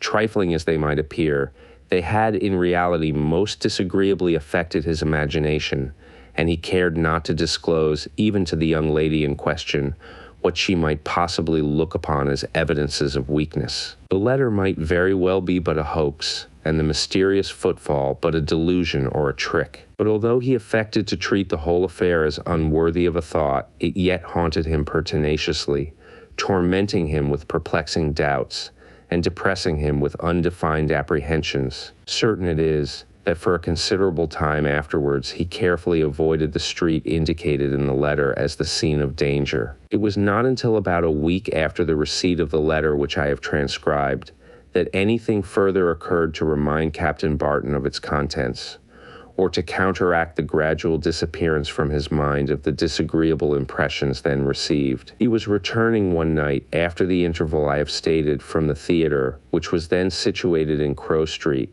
and having there seen Miss Montague and Lady L. into their carriage, he loitered for some time with 2 or 3 acquaintances. With these, however, he parted close to the college, and pursued his way alone. It was now fully 1 o'clock, and the streets were quite deserted. During the whole of his walk with the companions from whom he had just parted, he had been at times painfully aware of the sound of steps, as it seemed, dogging them on their way. Once or twice he had looked back, in the uneasy anticipation that he was again about to experience the same mysterious annoyances which had so disconcerted him a week before, and earnestly hoping that he might see some form to account naturally for the sounds. But the street was deserted, no one was visible.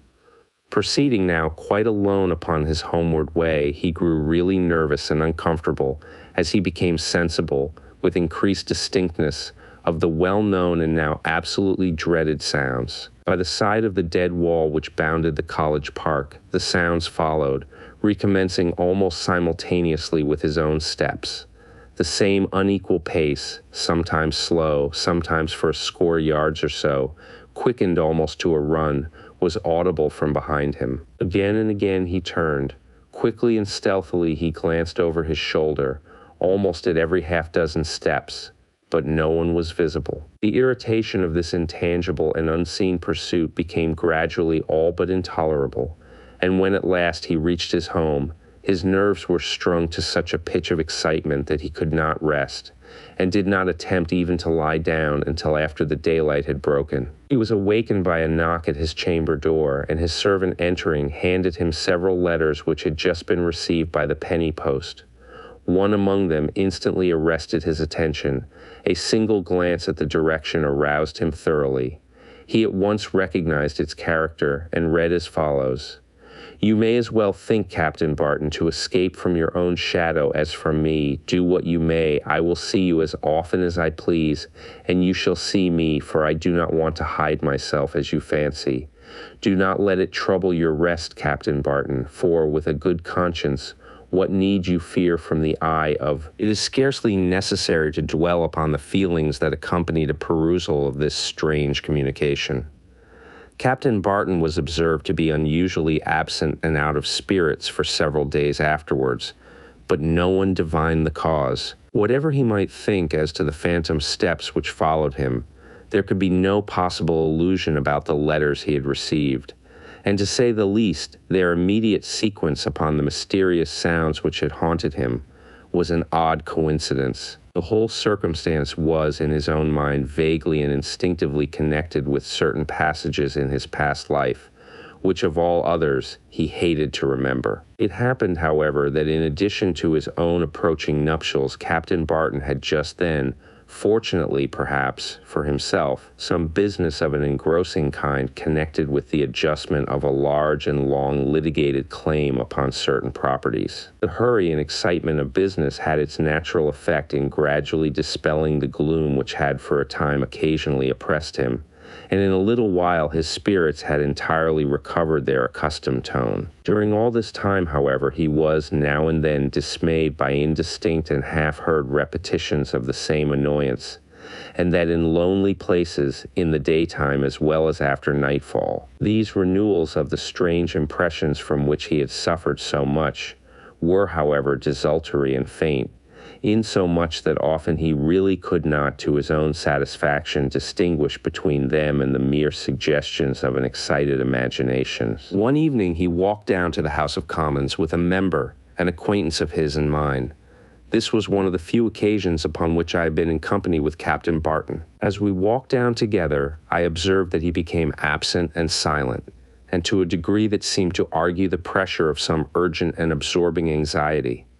I afterwards learned that during the whole of our walk he had heard the well-known footsteps tracking him as we proceeded. This, however, was the last time he suffered from this phase of the persecution, of which he was already the anxious victim. A new and a very different one was about to be presented, an advertisement. Of the new series of impressions which were afterwards gradually to work out his destiny, I that evening witnessed the first, and but for its relation to the train of events which followed, the incident would scarcely have been now remembered by me. As we were walking in at the passage from College Green, a man, of whom I remember only that he was short in stature, looked like a foreigner, and wore a kind of fur traveling cap, walked very rapidly, and as if under fierce excitement, directly towards us, muttering to himself fast and vehemently the while. This odd-looking person walked straight toward Barton, who was foremost of the three, and halted, regarding him for a moment or two with a look of maniacal menace and fury, and then turning about as abruptly, he walked before us at the same agitated pace, and disappeared at a side passage. I do distinctly remember being a good deal shocked at the countenance and bearing of this man, which indeed irresistibly impressed me with an undefined sense of danger, such as I have never felt before or since from the presence of anything human. But these sensations were, on my part, far from amounting to anything so disconcerting as to flurry or excite me. I had seen only a singularly evil countenance, agitated, as it seemed, with the excitement of madness. I was absolutely astonished, however, at the effect of this apparition upon Captain Barton. I knew him to be a man of proud courage and coolness in real danger, a circumstance which made his conduct upon this occasion the more conspicuously odd. He recoiled a step or two as the stranger advanced, and clutched my arm in silence with what seemed to be a spasm of agony or terror. And then, as the figure disappeared, shoving me roughly back, he followed it for a few paces, stopped in great disorder, and sat down upon a form.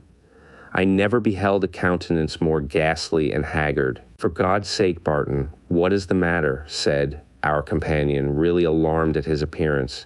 "You're not hurt, are you, or unwell? What is it?" "What did he say? I did not hear it." "What was it?" asked Barton, wholly disregarding the question. "Nonsense," said, greatly surprised. "Who cares what the fellow said? You are unwell, Barton, decidedly unwell. Let me call a coach." "Unwell? No, not unwell," he said, evidently making an effort to recover his self-possession. "But, to say the truth, I am fatigued, a little overworked, and perhaps over-anxious. You know I have been in Chancery, and the winding up of a suit is always a nervous affair. I have felt uncomfortable all this evening, but I am better now. Come, come, shall we go on?" No, take my advice, Barton, and go home. You really do need rest. You are looking quite ill. "I really do insist on your allowing me to see you home," replied his friend. I seconded advice, the more readily as it was obvious that Barton was not himself disinclined to be persuaded. He left us, declining our offered escort.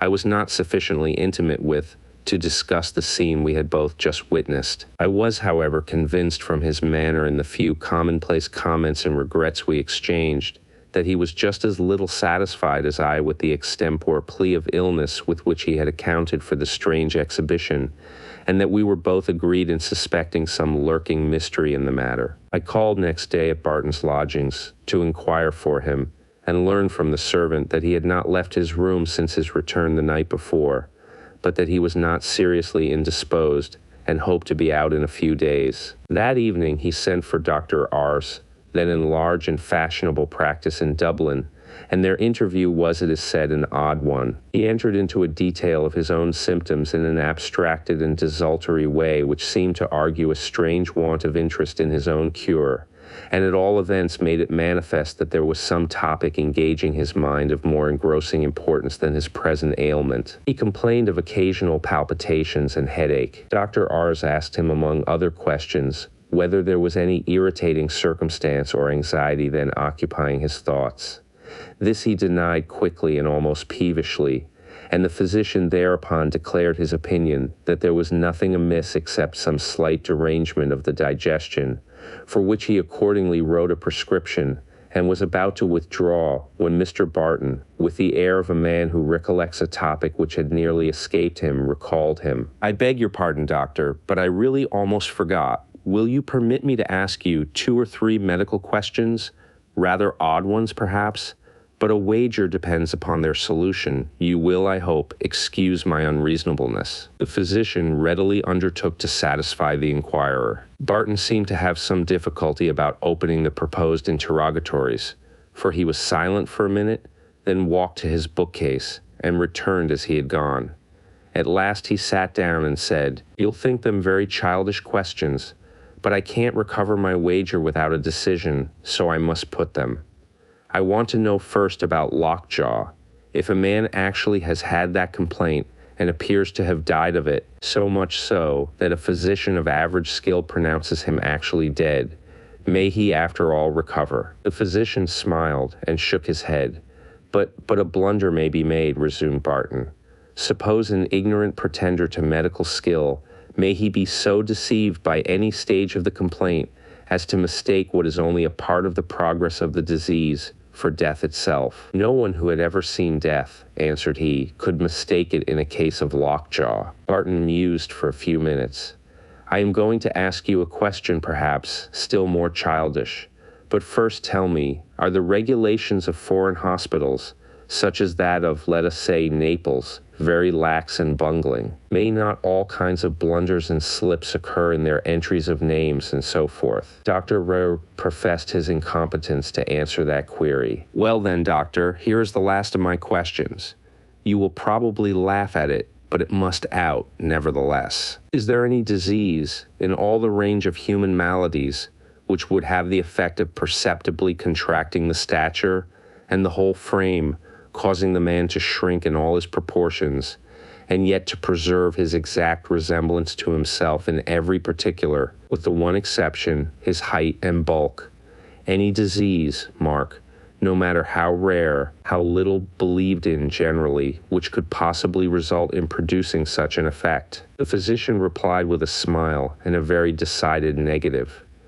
"Tell me then," said Barton abruptly, "if a man be in reasonable fear of assault from a lunatic who is at large, can he not procure a warrant for his arrest and detention?"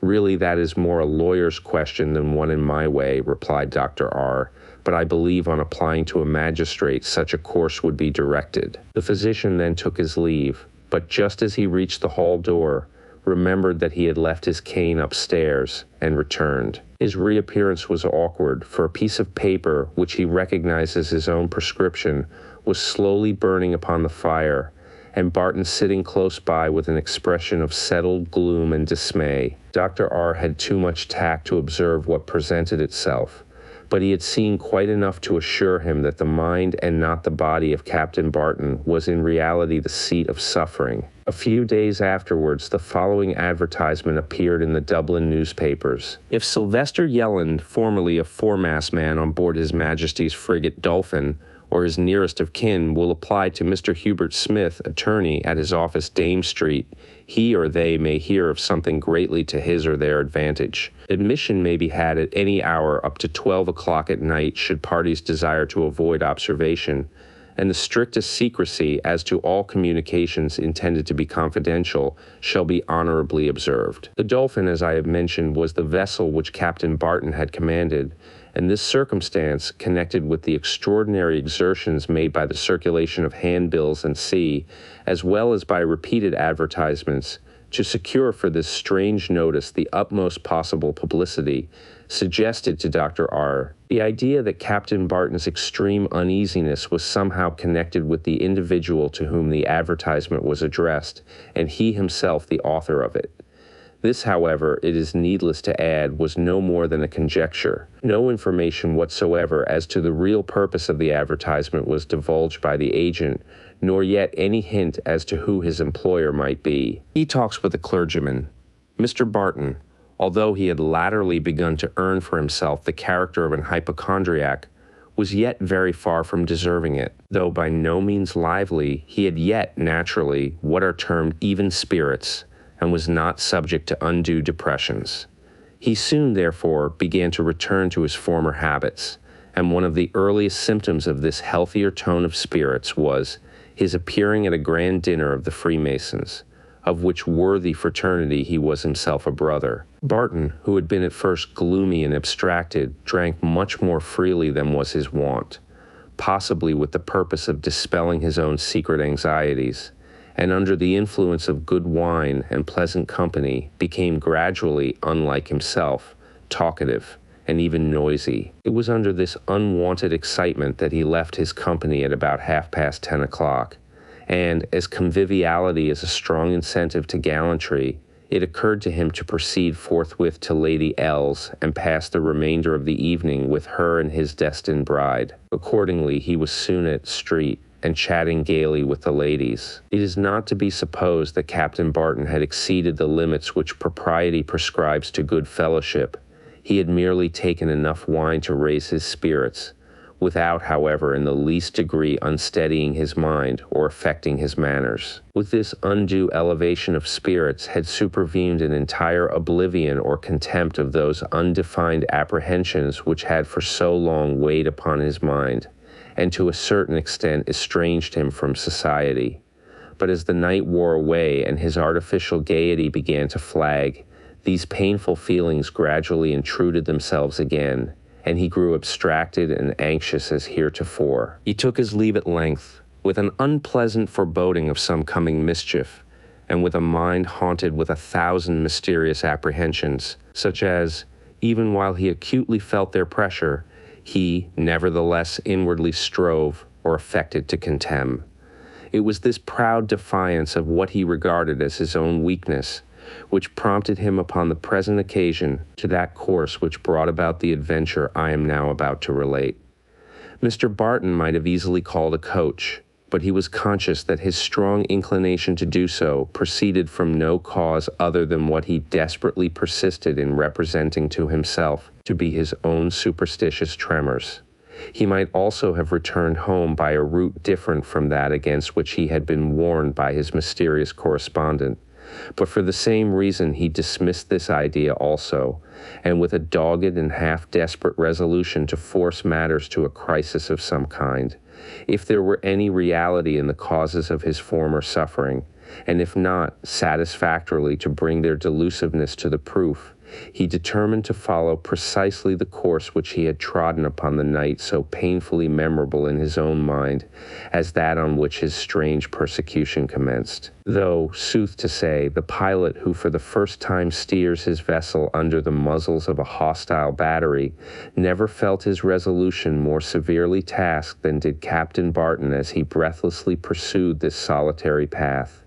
A path which, spite of every effort of scepticism and reason, he felt to be infested by some, as respected him, malignant being. He pursued his way steadily and rapidly, scarcely breathing from intensity of suspense.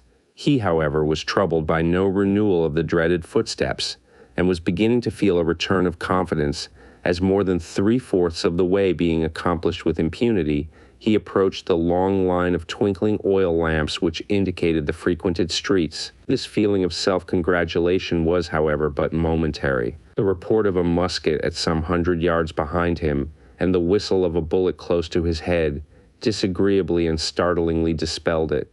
His first impulse was to retrace his steps in pursuit of the assassin, but the road on either side was, as we have said, embarrassed by the foundations of a street, beyond which extended waste fields, full of rubbish and neglected lime and brick kilns, and all now as utterly silent as though no sound had ever disturbed their dark and unsightly solitude. The futility of single-handed attempting under such circumstances a search for the murderer was apparent, especially as no sound, either of retreating steps or any other kind, was audible to direct his pursuit. With the tumultuous sensations of one whose life has just been exposed to a murderous attempt, and whose escape has been the narrowest possible, Captain Barton turned again, and without, however, quickening his pace actually to a run, hurriedly pursued his way. He had turned, as I have said, after a pause of a few seconds, and had just commenced his rapid retreat, when on a sudden he met the well-remembered little man in the fur cap.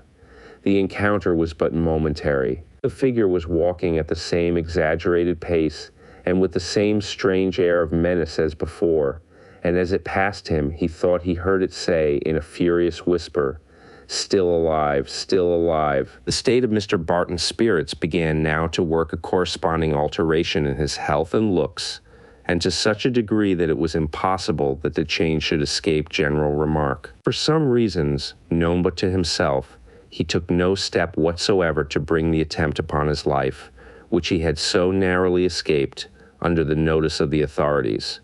On the contrary, he kept it jealously to himself, and it was not for many weeks after the occurrence that he mentioned it, and then in strict confidence, to a gentleman whom the torments of his mind at last compelled him to consult. Spite of his blue devils, however, poor Barton, having no satisfactory reason to render to the public for any undue remissness in the attentions exacted by the relations subsisting between him and Miss Montague, was obliged to exert himself, and present to the world a confident and cheerful bearing. The true source of his sufferings and every circumstance connected with them, he guarded with a reserve so jealous that it seemed dictated by at least a suspicion that the origin of his strange persecution was known to himself, and that it was of a nature which, upon his own account, he could not or dared not disclose. The mind thus turned in upon itself, and constantly occupied with a haunting anxiety which it dared not reveal or confide to any human breast,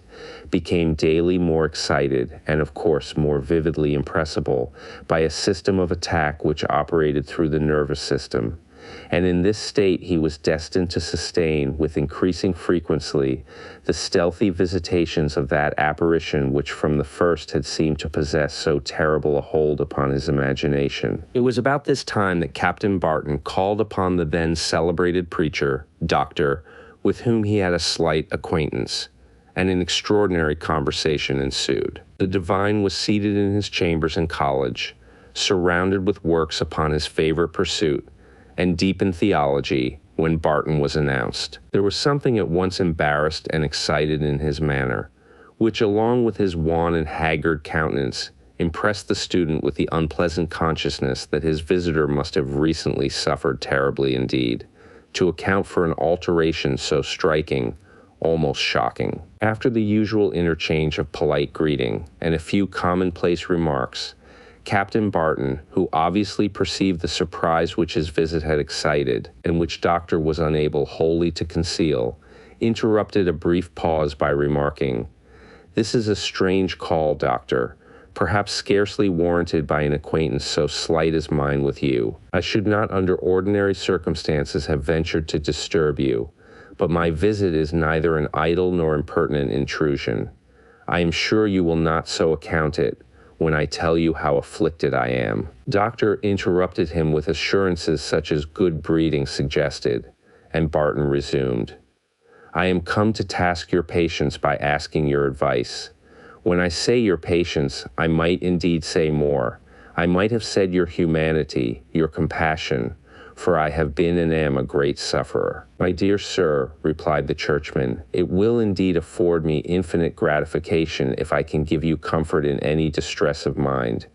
But you know— I know what you would say, resumed Barton quickly. I am an unbeliever and therefore incapable of deriving help from religion, but don't take that for granted. At least you must not assume that, however unsettled my convictions may be, I do not feel a very deep interest in the subject. Circumstances have lately forced it upon my attention in such a way as to compel me to review the whole question in a more candid and teachable spirit, I believe, than I ever studied it in before. Your difficulties, I take it for granted, refer to the evidences of revelation, suggested the clergyman. Why, no, not altogether. In fact, I am ashamed to say I have not considered even my objections sufficiently to state them connectedly. But there is one subject on which I feel a peculiar interest. He paused again, and Doctor pressed him to proceed. The fact is, said Barton, whatever may be my uncertainty as to the authenticity of what we are taught to call revelation, of one fact I am deeply and horribly convinced, that there does exist beyond this a spiritual world, a system whose workings are generally in mercy hidden from us, a system which may be and which is sometimes partially and terribly revealed. I am sure I know, continued Barton, with increasing excitement, that there is a God, a dreadful God, and that retribution follows guilt, in ways the most mysterious and stupendous, by agencies the most inexplicable and terrific. There is a spiritual system, great God, how I have been convinced, a system malignant and implacable and omnipotent, under whose persecutions I am and have been, suffering the torments of the damned. Yes, sir, yes, the fires and frenzy of hell. As Barton spoke, his agitation became so vehement that the divine was shocked and even alarmed. The wild and excited rapidity with which he spoke, and, above all, the indefinable horror that stamped his features, afforded a contrast to his ordinary cool and unimpassioned self-possession striking and painful in the last degree. Mr. Barton states his case. My dear sir, said Doctor, after a brief pause, I fear you have been very unhappy indeed, but I venture to predict that the depression under which you labor will be found to originate in purely physical causes, and that with a change of air and the aid of a few tonics, your spirits will return, and the tone of your mind be once more cheerful and tranquil as heretofore. There was, after all, more truth than we are quite willing to admit in the classic theories which assign the undue predominance of any one affection of the mind to the undue action or torpidity of one or other of our bodily organs. Believe me that a little attention to diet, exercise, and the other essentials of health, under competent direction, will make you as much yourself as you can wish.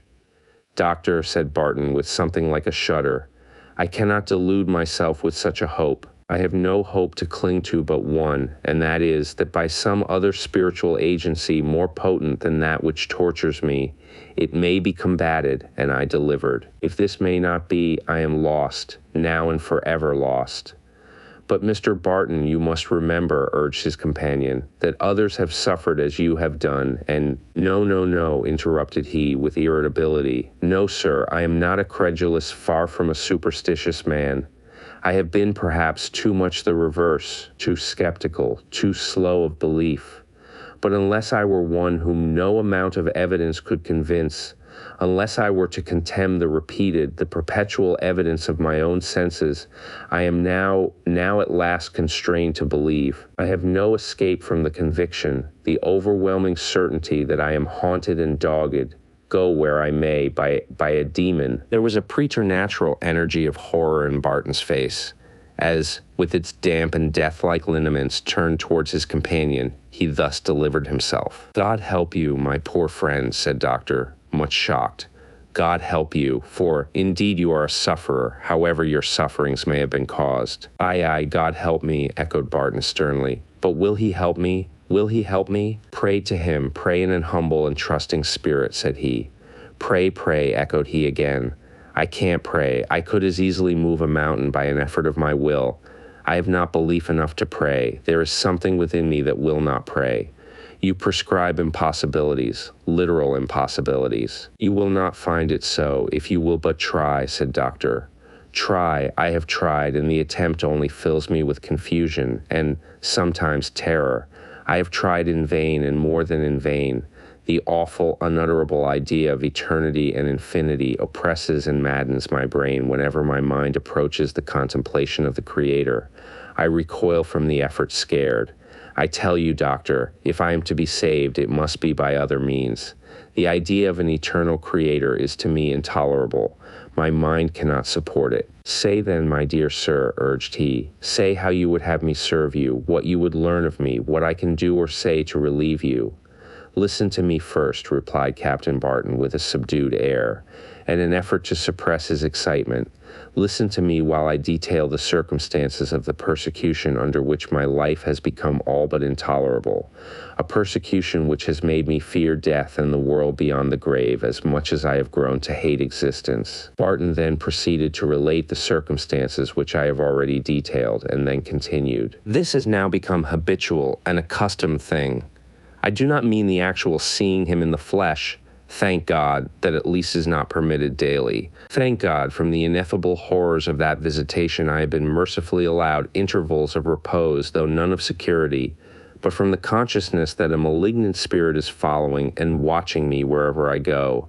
I have never for a single instant a temporary respite. I am pursued with blasphemies, cries of despair, and appalling hatred. I hear those dreadful sounds called after me as I turn the corners of the streets. They come in the nighttime while I sit in my chamber alone. They haunt me everywhere, charging me with hideous crimes and, great God, threatening me with coming vengeance and eternal misery. Hush, do you hear that? He cried with a horrible smile of triumph. There, will that convince you? The clergyman felt a chill of horror steal over him, while during the wail of a sudden gust of wind he heard, or fancied he heard, the half-articulate sounds of rage and derision mingling in the soft. Well, what do you think of that? At length Barton cried, drawing a long breath through his teeth. I heard the wind, said Doctor. What should I think of it? What is there remarkable about it? The prince of the powers of the air, muttered Barton with a shudder. Tut, tut.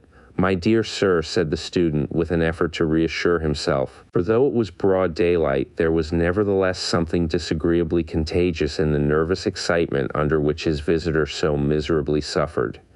You must not give way to those wild fancies. You must resist these impulses of the imagination. Resist the devil and he will flee from thee, said Barton in the same tone. But how resist him? There it is. There is the rub. What am I to do? What can I do? My dear sir, this is fancy, said the man of folios. You are your own tormentor. No, sir, fancy has no part in it, answered Barton somewhat sternly. Fancy, was it that made you as well as me here, but this moment, those accents of hell? Fancy indeed. No, but you have seen this person frequently, said the ecclesiastic. Why have you not accosted or secured him? Is it not a little precipitate, to say no more, to assume, as you have done, the existence of preternatural agency, when, after all, everything may be easily accountable, if only proper means were taken to sift the matter? There are circumstances connected with this appearance, said Barton, which it is needless to disclose, but which to me are proof of its horrible nature. I know that the being that follows me is not human. I say I know this. I could prove it to your own conviction. He paused for a minute and then added, and as to accosting it, I dare not, I could not. When I see it, I am powerless. I stand in the gaze of death, in the triumphant presence of infernal power and malignity. My strength and faculties and memory all forsake me. O God, I fear, sir, you know not what you speak of. Mercy, mercy, heaven have pity on me. He leaned his elbow on the table and passed his hand across his eyes as if to exclude some image of horror, muttering the last words of the sentence he had just concluded, again and again. Doctor, he said, abruptly raising himself and looking full upon the clergyman with an imploring eye, I know you will do for me whatever may be done. You know now fully the circumstances and the nature of my affliction. I tell you I cannot help myself. I cannot hope to escape. I am utterly passive. I conjure you, then, to weigh my case well, and if anything may be done for me by vicarious supplication, by the intercession of the good, or by any aid or influence whatsoever, I implore of you, I adjure you in the name of the Most High, give me the benefit of that influence. Deliver me from the body of this death. Strive for me, pity me, I know you will, you cannot refuse this. It is the purpose and object of my visit.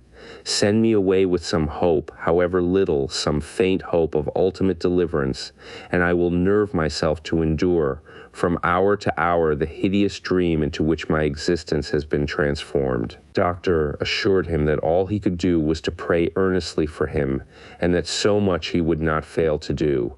They parted with a hurried and melancholy valediction. Barton hastened to the carriage that awaited him at the door, drew down the blinds and drove away, while Doctor returned to his chamber to ruminate at leisure upon the strange interview which had just interrupted his studies. Scene. It was not to be expected that Captain Barton's changed and eccentric habits should long escape remark and discussion. Various were the theories suggested to account for it. Some attributed the alteration to the pressure of secret pecuniary embarrassments, others to a repugnance to fulfill an engagement into which he was presumed to have too precipitately entered, and others again to the supposed incipiency of mental disease, which latter indeed was the most plausible as well as the most generally received of the hypotheses circulated in the gossip of the day. From the very commencement of this change, at first so gradual in its advances, Miss Montague had of course been aware of it. The intimacy involved in their peculiar relation, as well as the near interest which it inspired, afforded, in her case, a like opportunity and motive for the successful exercise of that keen and penetrating observation peculiar to her sex. His visits became at length so interrupted, and his manner while they lasted so abstracted, strange, and agitated, that Lady Allaire, after hinting her anxiety and her suspicions more than once,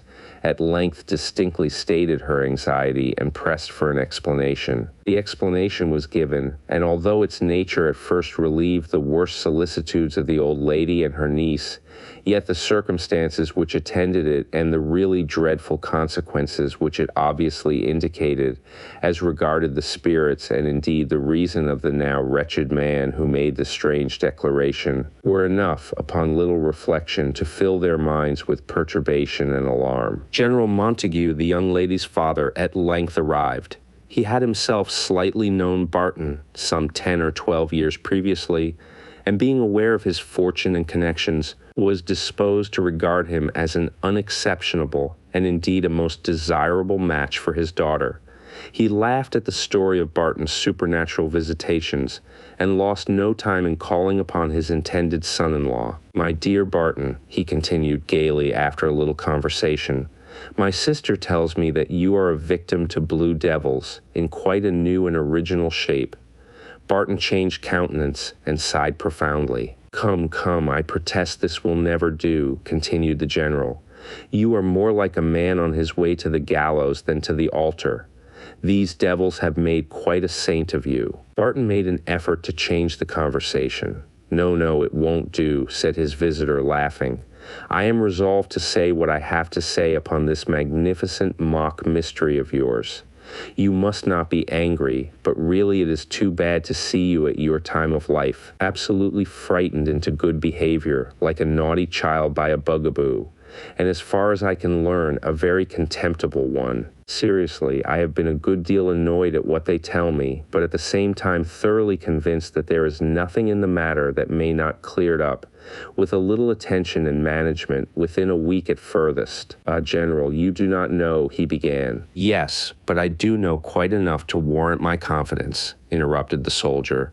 "Don't I know that all your annoyance proceeds from the occasional appearance of a certain little man in a cap and greatcoat, with a red vest and a bad face, who follows you about and pops upon you at corners of lanes and throws you into ague fits?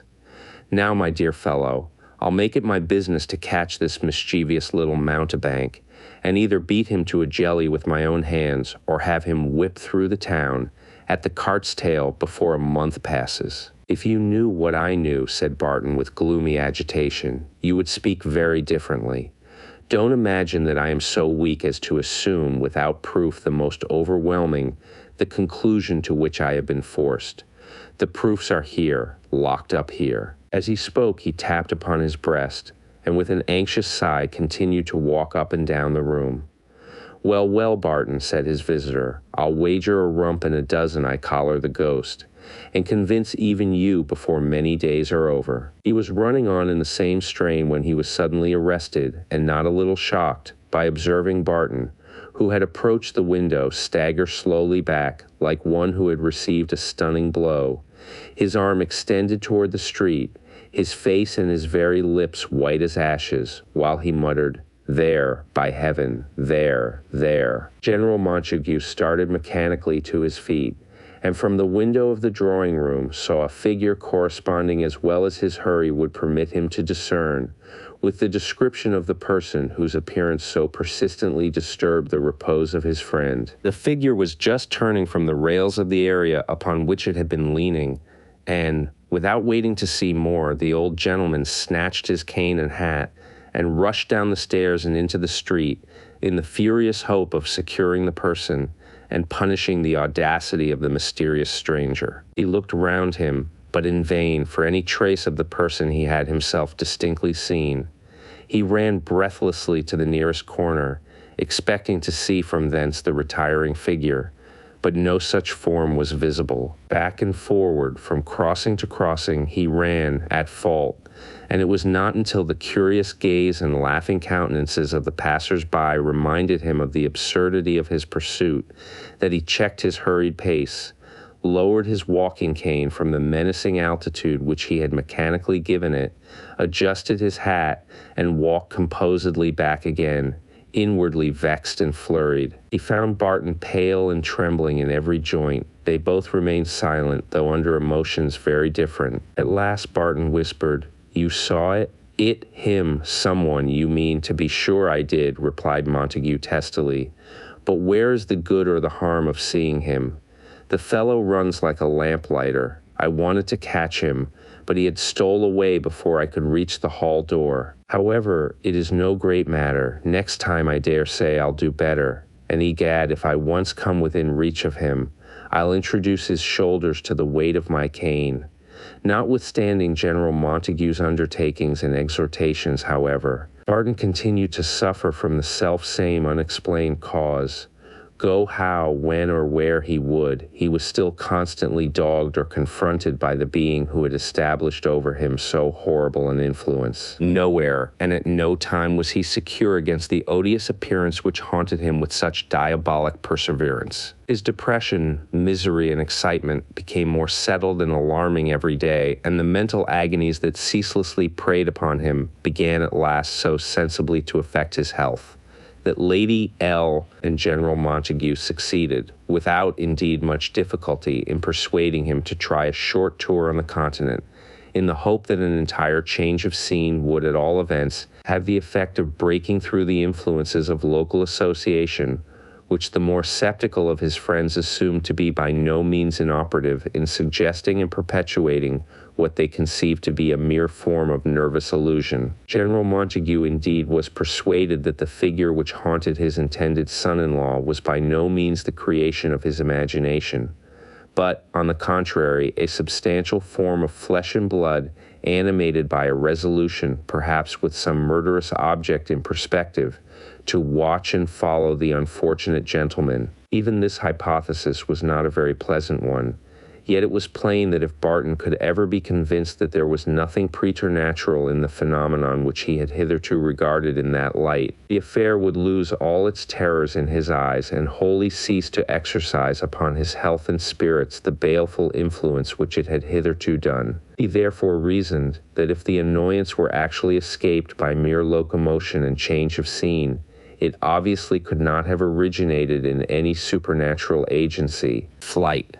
Yielding to their persuasions, Barton left Dublin for England, accompanied by General Montague. They posted rapidly to London and thence to Dover, whence they took the packet with a fair wind for Calais. The General's confidence in the result of the expedition on Barton's spirits had risen day by day since their departure from the shores of Ireland, for to the inexpressible relief and delight of the latter, he had not since then so much as even once fancied a repetition of those impressions which had, when at home, drawn him gradually down to the very depths of despair. This exemption from what he had begun to regard as the inevitable condition of his existence, and the sense of security which began to pervade his mind, were inexpressibly delightful, and in the exultation of what he considered his deliverance, he indulged in 1,000 happy anticipations for a future into which so lately he had hardly dared to look. And in short, both he and his companions secretly congratulated themselves upon the termination of that persecution which had been to its immediate victim a source of such unspeakable agony. It was a beautiful day, and a crowd of idlers stood upon the jetty to receive the packet and enjoy the bustle of the new arrivals. Montague walked a few paces in advance of his friend, and as he made his way through the crowd, a little man touched his arm and said to him, in a broad provincial patois, "Monsieur is walking too fast. He will lose his sick comrade in the throng, for, by my faith, the poor gentleman seems to be fainting." Montague turned quickly and observed that Barton did indeed look deadly pale. He hastened to his side. "My dear fellow, are you ill?" he asked anxiously. The question was unheeded and twice repeated ere Barton stammered, I saw him, him, the wretch. Who, where now, where is he?" cried Montague, looking around him. "I saw him, but he is gone," repeated Barton faintly. "But where, for God's sake speak," urged Montague vehemently. "It is but this moment, here," said he. "But what did he look like? What had he on? What did he wear? Quick, quick," urged his excited companion, ready to dart among the crowd and collar the delinquent on the spot. "He touched your arm. He spoke to you. He pointed to me. God be merciful to me. There is no escape," said Barton in the low, subdued tones of despair. Montague had already bustled away in all the flurry of mingled hope and rage, but though the singular personnel of the stranger who had accosted him was vividly impressed upon his recollection, he failed to discover among the crowd even the slightest resemblance to him. After a fruitless search, in which he enlisted the services of several of the bystanders, who aided all the more zealously as they believed he had been robbed, he at length, out of breath and baffled, gave over the attempt. "Ah, my friend, it won't do," said Barton, with a faint voice and bewildered, ghastly look of one who had been stunned by some mortal shock. "There is no use in contending. Whatever it is, the dreadful association between me and it is now established. I shall never escape, never." "Nonsense, nonsense, my dear Barton, don't talk so," said Montague with something at once of irritation and dismay. "You must not, I say. We'll jockey the scoundrel yet. Never mind, I say, never mind." It was, however, but labor lost to endeavor henceforward to inspire Barton with one ray of hope. He became desponding. This intangible, and as it seemed, utterly inadequate influence was fast destroying his energies of intellect, character, and health. His first object was now to return to Ireland, there, as he believed, and now almost hoped, speedily to die. To Ireland, accordingly, he came, and one of the first faces he saw upon the shore was again that of his implacable and dreaded attendant. Barton seemed at last to have lost not only all enjoyment and every hope in existence, but all independence of will besides. He now submitted himself passively to the management of the friends most nearly interested in his welfare. With the apathy of entire despair, he implicitly assented to whatever measures they suggested and advised, and as a last resource, it was determined to remove him to a house of Lady Ella's in the neighborhood of Clontarf, where, with the advice of his medical attendant, who persisted in his opinion that the whole train of consequences resulted merely from some nervous derangement, it was resolved that he was to confine himself strictly to the house, and to make use only of those apartments which commanded a view of an enclosed yard,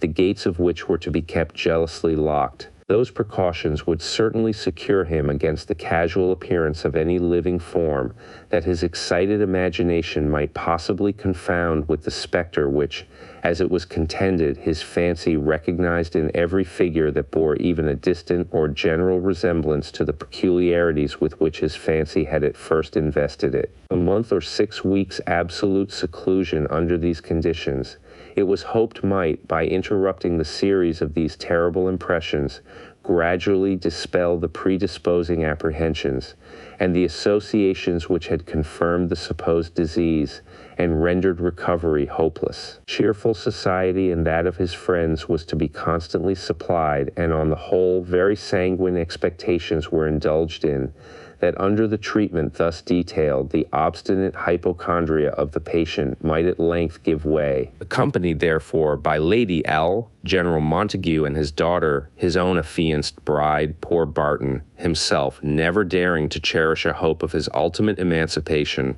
from the horrors under which his life was literally wasting away, took possession of the apartments, whose situation protected him against the intrusions from which he shrank with such unutterable terror. After a little time, a steady persistence in this system began to manifest its results in a very marked, though gradual improvement, alike in the health and spirits of the invalid. Not indeed that anything at all approaching complete recovery was yet discernible. On the contrary, to those who had not seen him since the commencement of his strange sufferings, such an alteration would have been apparent as might well have shocked them. The improvement, however, such as it was welcomed with gratitude and delight, especially by the young lady, whom her attachment to him, as well as her now singularly painful position, consequent on his protracted illness, rendered an object scarcely 1 degree less to be commiserated than himself. A week passed, a fortnight, a month, and yet there had been no recurrence of the hated visitation. The treatment had, so far forth, been followed by complete success.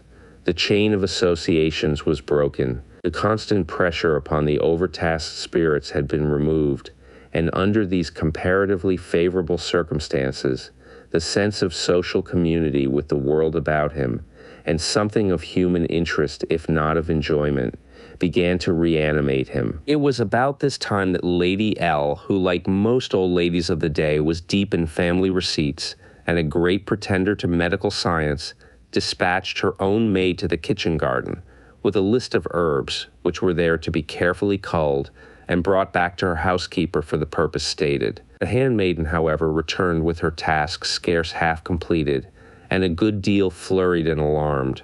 Her mode of accounting for her precipitate retreat and evident agitation was odd, and to the old lady startling, softened.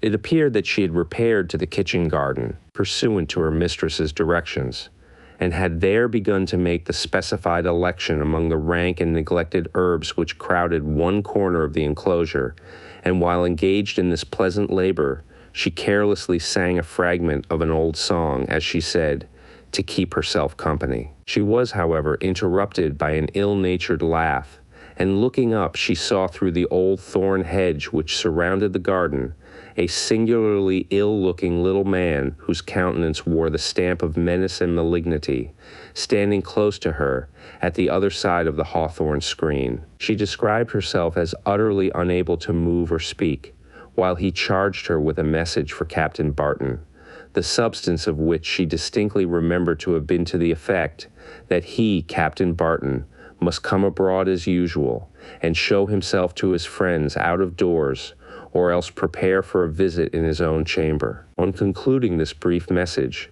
the stranger had, with a threatening air, got down into the outer ditch, and seizing the hawthorn stems in his hands, seemed on the point of climbing through the fence, a feat which might have been accomplished without much difficulty. Without, of course, awaiting this result, the girl, throwing down her treasures of thyme and rosemary, had turned and run, with the swiftness of terror, to the house. Lady L. commanded her, on pain of instant dismissal, to observe an absolute silence respecting all that passed of the incident which related to Captain Barton, and at the same time directed instant search to be made by her men in the garden and the fields adjacent. This measure, however, was as usual unsuccessful, and, filled with undefinable misgivings, Lady L. communicated the incident to her brother. The story, however, until long afterwards went no further, and of course it was jealously guarded from Barton, who continued to amend,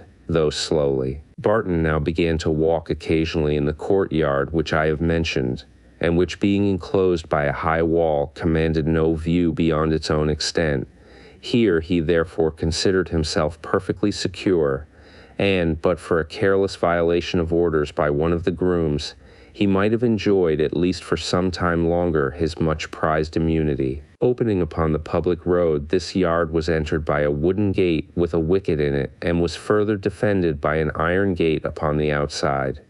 Strict orders had been given to keep both carefully locked, but spite of these, it had happened that one day, as Barton was slowly pacing this narrow enclosure in his accustomed walk, and reaching the further extremity was turning to retrace his steps, he saw the boarded wicket ajar, and the face of his tormentor immovably looking at him through the iron bars. For a few seconds he stood riveted to the earth, breathless and bloodless in the fascination of that dreaded gaze, and then fell helplessly insensible upon the pavement. There he was found a few minutes afterwards, and conveyed to his room, the apartment which he was never afterwards to leave alive. Henceforward a marked and unaccountable change was observable in the tone of his mind. Captain Barton was now no longer the excited and despairing man he had been before. A strange alteration had passed upon him. An unearthly tranquility reigned in his mind. It was the anticipated stillness of the grave. "Montague, my friend, this struggle is nearly ended now," he said tranquilly, but with a look of fixed and fearful awe. "I have at last some comfort from that world of spirits, from which my punishment has come. I now know that my sufferings will soon be over." Montague pressed him to speak on. "Yes," said he in a softened voice, "my punishment is nearly ended. From sorrow perhaps I shall never in time or eternity escape, but my agony is almost over. Comfort has been revealed to me, and what remains of my allotted struggle I will bear with submission, even with hope." "I am glad to hear you speak so tranquilly, my dear Barton," said Montague. "Peace and cheer of mind are all you need to make you what you were." "No, no, I never can be that," said he mournfully. "I am no longer fit for life. I am soon to die. I am to see him but once again, and then all is ended." "He said so then," suggested Montague. "He? No, no, good tidings could scarcely come through him, and these were good and welcome, and they came so solemnly and sweetly, with unutterable love and melancholy, such as I could not, without saying more than is needful or fitting of other long-past scenes and persons, fully explain to you." As Barton said this, he shed tears. "Come, come," said Montague, mistaking the source of his emotions. "You must not give way. What is it, after all, but a pack of dreams and nonsense, or at worst, the practices of a scheming rascal that enjoys his power of playing upon your nerves, and loves to exert it, a sneaking vagabond that owes you a grudge and pays it off this way, not daring to try a more manly one." "A grudge, indeed, he owes me. You say rightly," said Barton with a sudden shudder. "A grudge, as you call it. Oh, my God! When the justice of heaven permits the evil one to carry out a scheme of vengeance, when its execution is committed to the lost and terrible victim of sin, who owes his own ruin to the very man whom he is commissioned to pursue, then indeed the torments and terrors of hell are anticipated on earth. But heaven has dealt mercifully with me.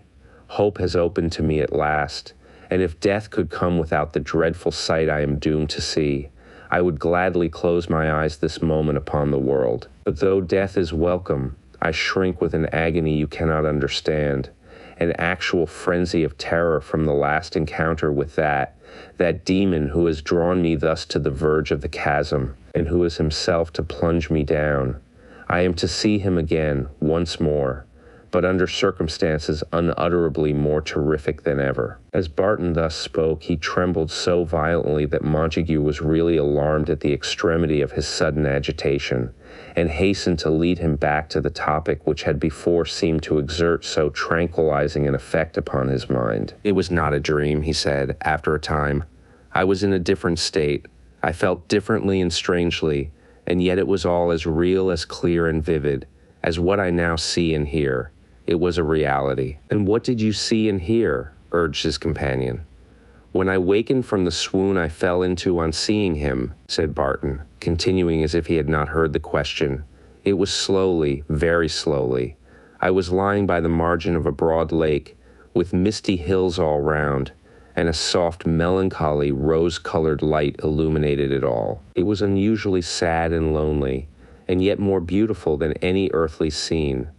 My head was leaning on the lap of a girl, and she was singing a song that told I know not how, whether by words or harmonies, of all my life, all that is past, and all that is still to come. And with the song, the old feelings that I thought had perished within me came back, and tears flowed from my eyes, partly for the song and its mysterious beauty, and partly for the unearthly sweetness of her voice. And yet I knew the voice. Oh, how well! And I was spellbound as I listened and looked at the solitary scene, without stirring, almost without breathing, and alas, alas, without turning my eyes toward the face that I knew was near me, so sweetly powerful was the enchantment that held me. And so, slowly the song and scene grew fainter and fainter to my senses, till all was dark and still again. And then I awoke to this world, as you saw, comforted, for I knew that I was forgiven much.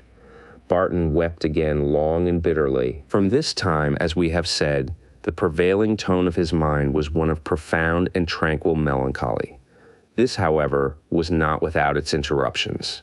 He was thoroughly impressed with the conviction that he was to experience another and a final visitation, transcending in horror all he had before experienced. From this anticipated and unknown agony, he often shrank in such paroxysms of abject terror and distraction as filled the whole household with dismay and superstitious panic. Even those among them who affected to discredit the theory of preternatural agency were often in their secret souls visited during the silence of night with qualms and apprehensions, which they would not have readily confessed, and none of them attempted to dissuade Barton from the resolution on which he now systematically acted of shutting himself up in his own apartment. The window blinds of this room were kept jealously down, and his own man was seldom out of his presence, day or night, his bed being placed in the same chamber. This man was an attached and respectable servant, and his duties, in addition to those ordinarily imposed upon valets, but which Barton's independent habits generally dispensed with, were to attend carefully to the simple precautions by means of which his master hoped to exclude the dreaded intrusion of the watcher. And, in addition to attending to those arrangements which amounted merely to guarding against the possibility of his master's being, through any unscreened window or open door, exposed to the dreaded influence, the valet was never to suffer him to be alone. Total solitude, even for a minute, had become to him now almost as intolerable as the idea of going abroad into the public ways. It was an instinctive anticipation of what was coming. REQUIESCAT. It is needless to say that under these circumstances, no steps were taken toward the fulfillment of that engagement into which he had entered. There was quite disparity enough in point of years, and indeed of habits, between the young lady and Captain Barton, to have precluded anything like very vehement or romantic attachment on her part.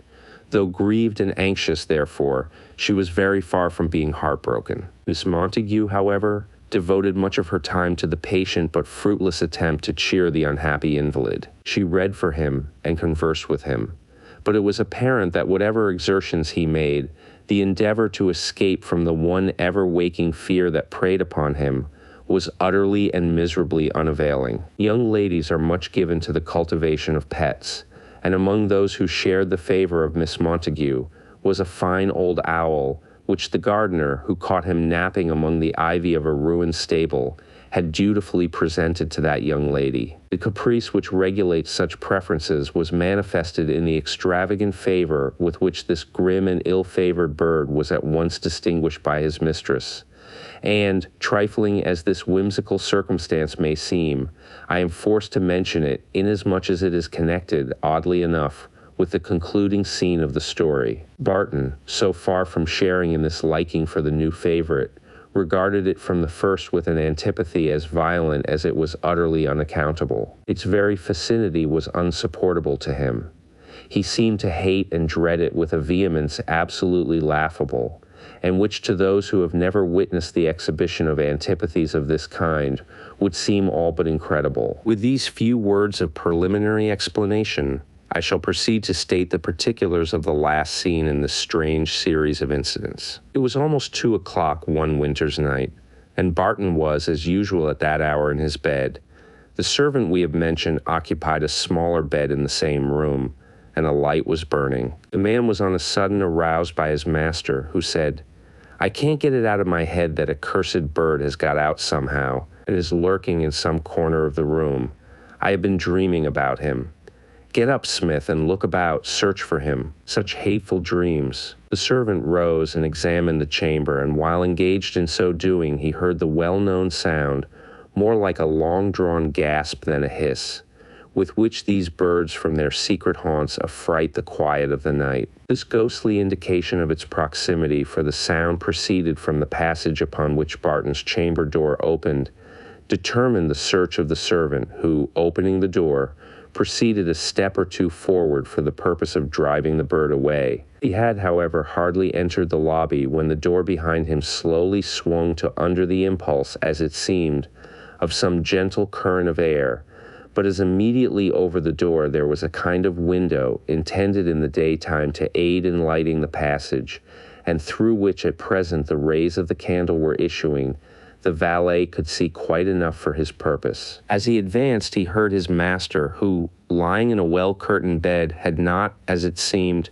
perceived his exit from the room, call him by name, and direct him to place the candle on the table by his bed. The servant, who was now some way in the long passage, and not liking to raise his voice for the purpose of replying, lest he should startle the sleeping inmates of the house, began to walk hurriedly and softly back again, when, to his amazement, he heard a voice in the interior of the chamber answering calmly, and actually saw, through the window which overtopped the door, that the light was slowly shifting, as if carried across the room in answer to his master's call. Palsied by a feeling akin to terror, yet not unmingled with curiosity, he stood breathless and listening at the threshold, unable to summon resolution to push open the door and enter. Then came a rustling of the curtains, and a sound like that of one who in a low voice hushes a child to rest, in the midst of which he heard Barton say, in a tone of stifled horror, "O God, O my God," and repeat the same exclamation several times. Then ensued a silence, which again was broken by the same strange soothing sound,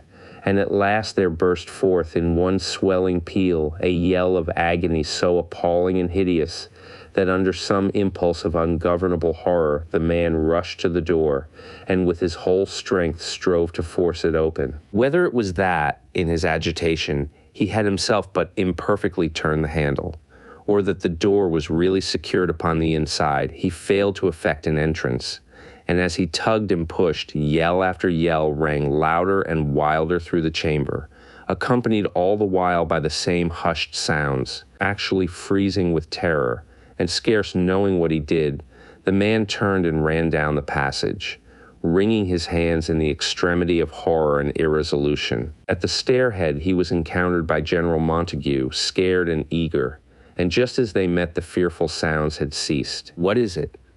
Where is your master?" said Montague with the incoherence of extreme agitation. "Has anything, for God's sake, is anything wrong?" "Lord have mercy on us, it's all over," said the man, staring wildly towards his master's chamber. "He's dead, sir, I'm sure he's dead."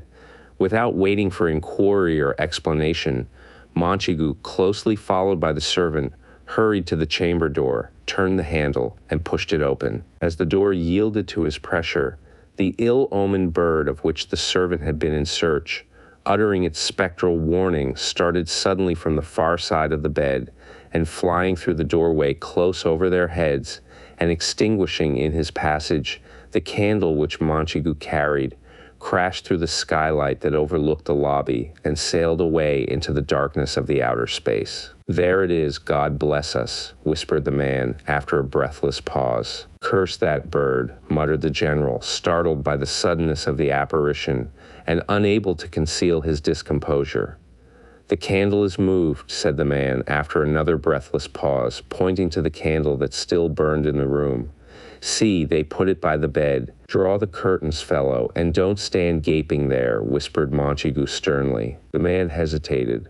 "Hold this, then," said Montague, impatiently thrusting the candlestick into the servant's hand, and himself advancing to the bedside, he drew the curtains apart. The light of the candle, which was still burning at the bedside, fell upon a figure huddled together and half upright at the head of the bed. It seemed as though it had slunk back as far as the solid paneling would allow, and the hands were still clutched in the bedclothes. "Barton, Barton, Barton," cried the general with a strange mixture of awe and vehemence. He took the candle and held it so that it shone full upon the face. The features were fixed, stern and white. The jaw was fallen, and the sightless eyes, still open, gazed vacantly forward toward the front of the bed.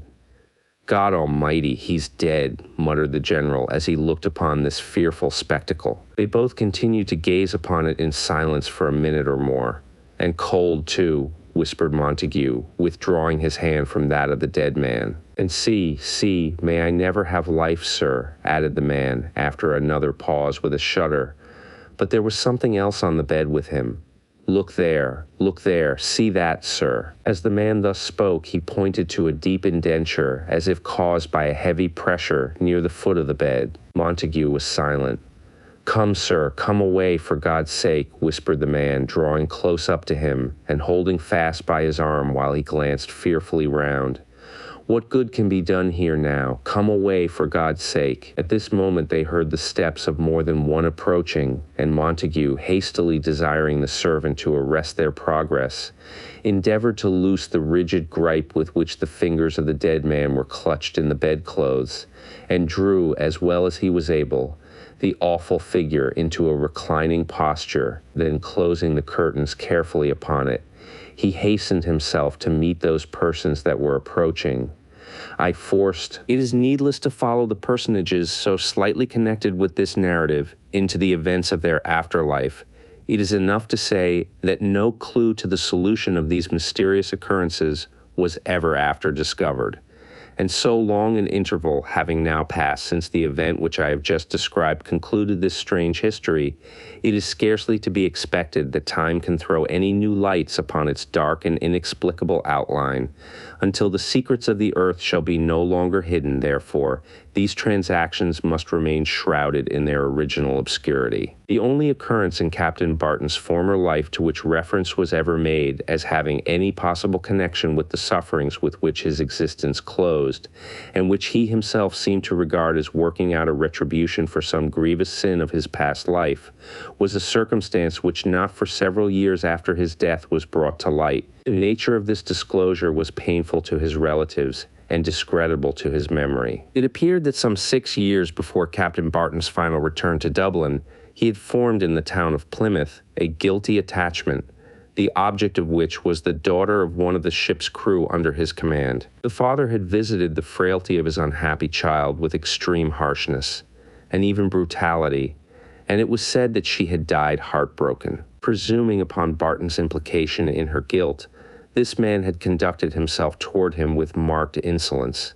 and Barton retaliated this, and what he resented with still more exasperated bitterness, his treatment of the unfortunate girl, by a systematic exercise of those terrible and arbitrary severities which the regulations of the Navy placed at the command of those who were responsible for its discipline. The man had at length made his escape while the vessel was in port at Naples, but died, as it was said, in an hospital in that town, of the wounds inflicted in one of his recent and sanguinary punishments. Whether these circumstances in reality bear, or not, upon the occurrences of Barton's afterlife, it is of course impossible to say. It seems, however, more than probable that they were at least, in his own mind, closely associated with them. But however the truth may be, as to the origin and motives of this mysterious persecution, there can be no doubt that with respect to the agencies by which it was accomplished, absolute and impenetrable mystery is like to prevail until the day of doom. Postscript by the editor. The preceding narrative is given in the ipsissima verba of the good old clergyman,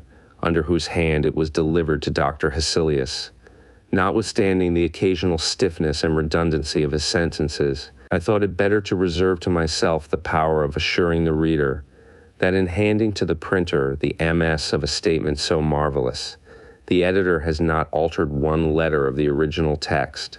M.R. Justice Harbottle. Prologue. On this case, Dr. HESSELIUS has inscribed nothing more than the words Harmon's report, and a simple reference to his own extraordinary essay on the interior sense and the conditions of the opening thereof. The reference is to Vol I, Section 317, Note ZA. The note to which reference is thus made simply says, "There are two accounts of the remarkable case of the Honorable Mr. Justice Harbottle, one furnished to me by Mrs. Trimmer of Tunbridge Wells, June 1805, the other at a much later date by Anthony Harmon Askew. I much prefer the former, in the first place because it is minute and detailed, and written, it seems to me, with more caution and knowledge, and in the next because the letters from Dr. Headstone which are embodied in it furnish matter of the highest value to a right apprehension of the nature of the case. It was one of the best declared cases of an opening of the interior sense which I have met with. It was affected too by the phenomenon which occurs so frequently as to indicate a law of these eccentric conditions. That is to say, it exhibited what I may term the contagious character of this sort of intrusion of the spirit world upon the proper domain of matter.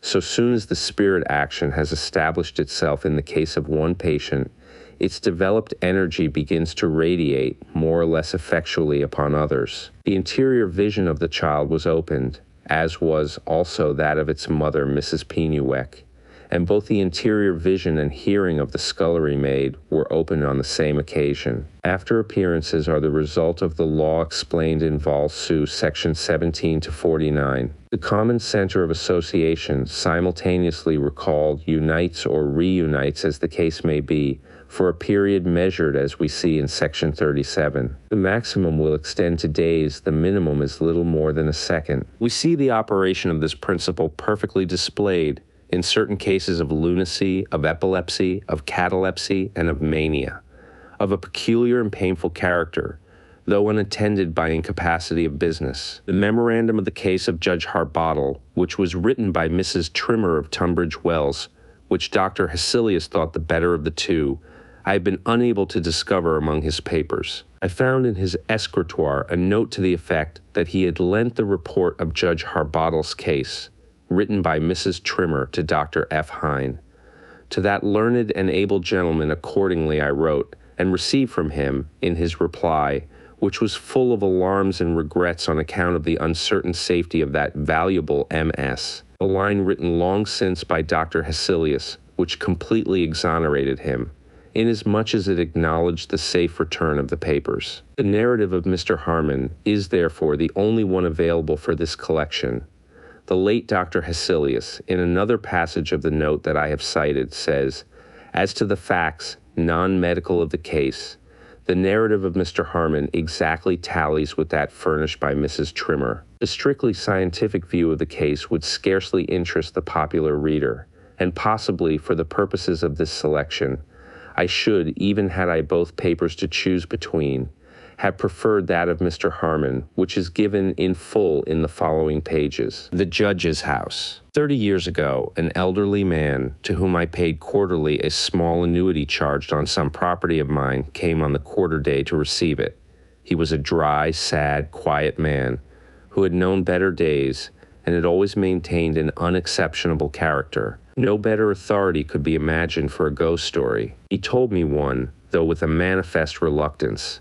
He was drawn into the narration by his choosing to explain what I should not have remarked, that he had called 2 days earlier than that week after the strict day of payment, which he had usually allowed to elapse. His reason was a sudden determination to change his lodgings, and the consequent necessity of paying his rent a little before it was due. He lodged in a dark street in Westminster, in a spacious old house, very warm, being wainscoted from top to bottom, and furnished with no undue abundance of windows, and those fitted with thick sashes and small panes. This house was, as the bills upon the windows testified, offered to be sold or let, but no one seemed to care to look at it. A thin matron, in rusty black silk, very taciturn, with large, steady, alarmed eyes, that seemed to look in your face, to read what you might have seen in the dark rooms and passages through which you had passed, was in charge of it, with a solitary maid-of-all-work under her command. My poor friend had taken lodgings in this house, on account of their extraordinary cheapness. He had occupied them for nearly a year without the slightest disturbance, and was the only tenant under rent in the house. He had 2 rooms, a sitting room and a bedroom with a closet opening from it, in which he kept his books and papers locked up. He had gone to his bed, having also locked the outer door. Unable to sleep, he had lighted a candle, and after having read for a time, had laid the book beside him. He heard the old clock at the stairhead strike 1, and very shortly after, to his alarm, he saw the closet door, which he thought he had locked, open stealthily, and a slight dark man, particularly sinister, and somewhere about 50, dressed in mourning of a very antique fashion, such a suit as we see in Hogarth, entered the room on tiptoe. He was followed by an elder man, stout and blotched with scurvy, and whose features, fixed as a corpse's, were stamped with dreadful force with a character of sensuality and villainy. This old man wore a flowered silk dressing gown and ruffles, and he remarked a gold ring on his finger, and on his head a cap of velvet, such as in the days of perukes gentlemen wore in undress. This direful old man carried in his ringed and ruffled hand a coil of rope,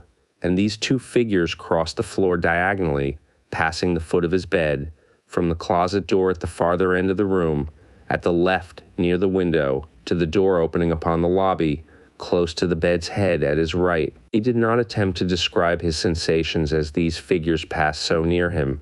He merely said that so far from sleeping in that room again, no consideration the world could offer would induce him so much as to enter it again alone, even in the daylight. He found both doors, that of the closet and that of the room opening upon the lobby, in the morning fast locked, as he had left them before going to bed. In answer to a question of mine, he said that neither appeared the least conscious of his presence. They did not seem to glide, but walked as living men do, but without any sound, and he felt a vibration on the floor as they crossed it. He so obviously suffered from speaking about the apparitions that I asked him no more questions. There were in his description, however, certain coincidences so very singular as to induce me, by that very post, to write to a friend much my senior, then living in a remote part of England, for the information which I knew he could give me. He had himself more than once pointed out that old house to my attention, and told me, though very briefly, the strange story which I now asked him to give me in greater detail. His answer satisfied me, and the following pages convey its substance. Your letter, he wrote, tells me you desire some particulars about the closing years of the life of Mr. Justice Harbottle, one of the judges of the Court of Common Pleas. You refer, of course, to the extraordinary occurrences that made that period of his life long after a theme for winter tales and metaphysical speculation. I happen to know perhaps more than any other man living of those mysterious particulars. The old family mansion, when I revisited London more than 30 years ago, I examined for the last time. During the years that have passed since then, I hear that improvement, with its preliminary demolitions, has been doing wonders for the quarter of Westminster in which it stood. If I were quite certain that the house had been taken down, I should have no difficulty about naming the street in which it stood. As what I have to tell, however, is not likely to improve its letting value, and as I should not care to get into trouble, I prefer being silent on that particular point. How old the house was, I can't tell. People said it was built by Roger Harbottle, a Turkey merchant, in the reign of King James I. I am not a good opinion upon such questions, but having been in it, though in its forlorn and deserted state, I can tell you in a general way what it was like. It was built of dark red brick, and the door and windows were faced with stone that had turned yellow by time. It receded some feet from the line of the other houses in the street, and it had a florid and fanciful rail of iron about the broad steps that invited your ascent to the hall door, in which were fixed, under a file of lamps, among scrolls and twisted leaves, 2 immense extinguishers, like the conical caps into which in old times the footmen used to thrust their flambeaux when their chairs or coaches had set down their great people, in the hall or at the steps, as the case might be. That hall is paneled up to the ceiling and has a large fireplace. 2 or 3 stately old rooms open from it at each side. The windows of these are tall, with many small panes. Passing through the arch at the back of the hall, you come upon the wide and heavy well staircase. There is a back staircase also. The mansion is large and has not as much light by any means in proportion to its extent as modern houses enjoy. When I saw it, it had long been untenanted and had the gloomy reputation beside of a haunted house. Cobwebs floated from the ceilings or spanned the corners of the cornices, and dust lay thick over everything. The windows were stained with the dust and rain of 50 years, and darkness had thus grown darker. When I made it my first visit, it was in company with my father when I was still a boy in the year 1808. I was about 12 years old, and my imagination impressible, as it always is at that age. I looked about me with great awe. I was here in the very center and scene of those occurrences which I had heard recounted at the fireside at home, with so delightful a horror. My father was an old bachelor of nearly 60 when he married. He had, when a child, seen Judge Harbottle on the bench in his robes and wig a dozen times at least before his death, which took place in 1748, and his appearance made a powerful and unpleasant impression not only on his imagination, but upon his nerves. The judge was at that time a man of some 67 years. He had a great mulberry-colored face, a big carbuncled nose, fierce eyes, and a grim and brutal mouth. My father, who was young at the time, thought it the most formidable face he had ever seen, for there were evidences of intellectual power in the formation and lines of the forehead. His voice was loud and harsh, and gave effect to the sarcasm which was his habitual weapon on the bench. This old gentleman had the reputation of being about the wickedest man in England. Even on the bench he now and then showed his scorn of opinion. He had carried cases his own way, it was said, in spite of counsel, authorities, and even of juries, by a sort of cajolery, violence, and bamboozling that somehow confused and overpowered resistance. He had never actually committed himself. He was too cunning to do that. He had the character of being, however, a dangerous and unscrupulous judge, but his character did not trouble him. The associates he chose for his hours of relaxation cared as little as he did about it. Mr. Peters. One night during the session of 1746, this old judge went down in his chair to wait in one of the rooms of the House of Lords for the result of a division in which he and his order were interested. This over, he was about to return to his house close by in his chair, but the night had become so soft and fine that he changed his mind, sent it home empty, and with 2 footmen, each with a flambeau, set out on foot in preference. Gout had made him rather a slow pedestrian. It took him some time to get through the 2 or 3 streets he had to pass before reaching his house. In one of those narrow streets of tall houses, perfectly silent at that hour, he overtook, slowly as he was walking, a very singular-looking old gentleman. He had a bottle-green coat on with a cape to it and large stone buttons, a broad-leafed, low-crowned hat from under which a big powdered wig escaped. He stooped very much and supported his bending knees with the aid of a crutch-handled cane, and so shuffled and tottered along painfully. "I ask your pardon, sir," said this old man in a very quavering voice as the burly judge came up with him, and he extended his hand feebly towards his arm. Mr. Justice Harbottle saw that the man was by no means poorly dressed, and his manner that of a gentleman. The judge stopped short and said in his harsh, peremptory tones, "Well, sir, how can I serve you? Can you direct me to Judge Harbottle's house? I have some intelligence of the very last importance to communicate to him." "Can you tell it before witnesses?" asked the judge.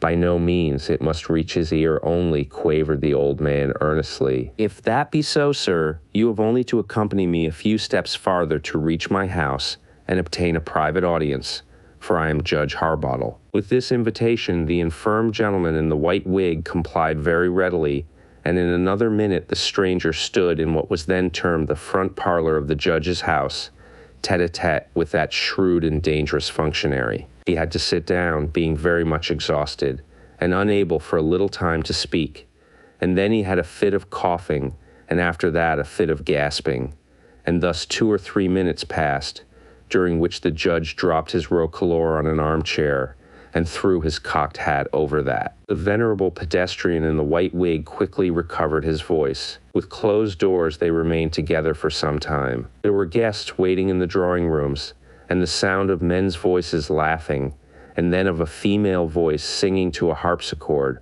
were heard distinctly in the hall over the stairs, for old Judge Harbottle had arranged one of his dubious jollifications, such as might well make the hair of godly men's heads stand upright, for that night. This old gentleman in the powdered white wig that rested on his stooped shoulders must have had something to say that interested the judge very much, for he would not have parted on easy terms with the 10 minutes and upwards which that conference filched from the sort of revelry in which he most delighted, and in which he was the roaring king, and in some sort the tyrant also of his company. The footman who showed the aged gentleman out observed that the judge's mulberry-colored face, pimples and all, were bleached to a dingy yellow, and there was the abstraction of agitated thought in his manner as he bid the stranger good night. The servant saw that the conversation had been of serious import, and that the judge was frightened. Instead of stumping upstairs forthwith to his scandalous hilarities,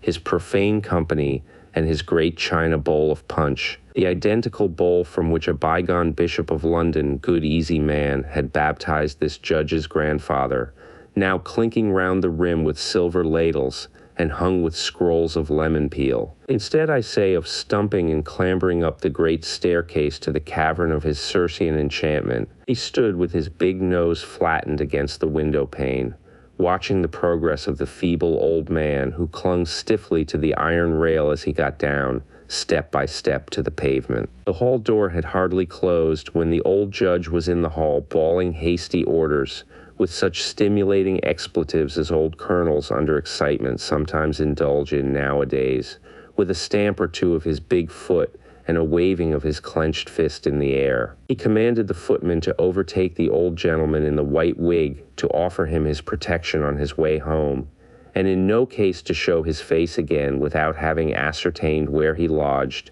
and who he was and all about him. By sirrah, if you fail me in this, you doff my livery tonight. Forth bounced the stalwart footman with his heavy cane under his arm, and skipped down the steps, and looked up and down the street after the singular figure so easy to recognize. What were his adventures I shall not tell you just now. The old man, in the conference to which he had been admitted in that stately paneled room, had just told the judge a very strange story. He might be himself a conspirator, he might possibly be crazed, or possibly his whole story was straight and true. The aged gentleman in the bottle green coat, on finding himself alone with Mr. Justice Harbottle, had become agitated. He said, "There is, perhaps you are not aware, my lord, a prisoner in Shrewsbury jail charged with having forged a bill of exchange for £120, and his name is Louis Pinwick, a grocer of that town." "Is there?" says the judge, who knew well that there was. "Yes, my lord," says the old man. "Then you had better say nothing to affect this case. If you do, I'll commit you, for I'm to try it," says the judge with his terrible look and tone. "I am not going to do anything of the kind, my lord. Of him or his case I know nothing and care nothing. But a fact has come to my knowledge which it behooves you to well consider." "And what may that fact be?" inquired the judge. "I'm in haste, sir, and beg you will use dispatch. It has come to my knowledge, my lord, that a secret tribunal is in process of formation, the object of which is to take cognizance of the conduct of the judges, and first of your conduct, my lord. It is a wicked conspiracy." "Who are of it?" demands the judge. "I know not a single name as yet. I know but the fact, my lord. It is most certainly true." "I'll have you before the Privy Council, sir," says the judge. "That is what I most desire, but not for a day or two, my lord." "And why so?" "I have not as yet a single name, as I told your lordship, but I expect to have a list of the most forward men in it and some other papers connected with the plot in 2 or 3 days." "You said 1 or 2 just now." "About that time, my lord." "Is this a Jacobite plot?" "In the main I think it is, my lord." "Why then it is political. I have tried no state prisoners, nor am like to try any such. How then doth it concern me?" "From what I can gather, my lord, there are those in it who desire private revenges upon certain judges." "What do they call their cabal?" "The High Court of Appeal, my lord." "Who are you, sir? What is your name?" "Hugh Peters, my lord." "That should be a Whig name." "It is, my lord." "Where do you lodge, Mr. Peters?" "In Thames Street, my lord, over against the sign of the Three Kings." "Three Kings. Take care one be not too many for you, Mr. Peters. How come you, an honest Whig, as you say, to be privy to a Jacobite plot? Answer me that.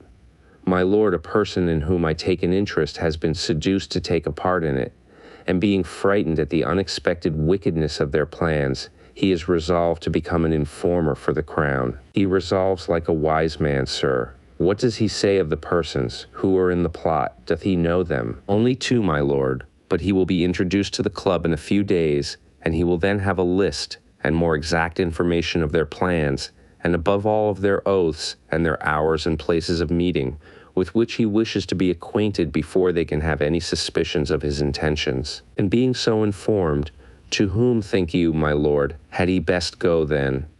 To the King's Attorney General straight. But you say this concerns me, sir, in particular.